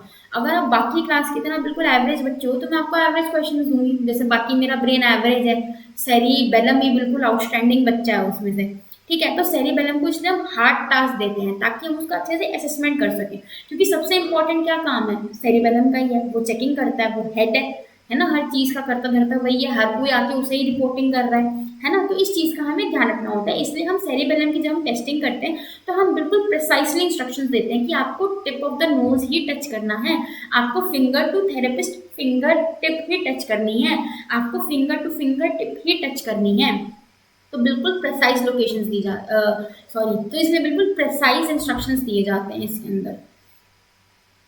सो how is the motor cortex connected to the cerebellum. अब देखो वैसे तो ये कनेक्टेड थ्रू ट्रैक ही होता है, बट आपको कंफ्यूजन ना हो कि सेरिबेलम मोटर कॉर्टेक्स के पास कैसे इन्फॉर्मेशन भेज रहा है, मोटर कॉर्टेक्स जो है वो सेरिबेलम, मोटर कॉर्टेक्स क्या है, मोटर कॉर्टेक्स वो एरिया है जहाँ से आपकी मूवमेंट इनिशिएट होती है ना, जो हमने पढ़ा ना मूवमेंट इनिशिएशन हो रही है वो कहाँ से होती है, थ्रू मोटर कॉर्टेक्स।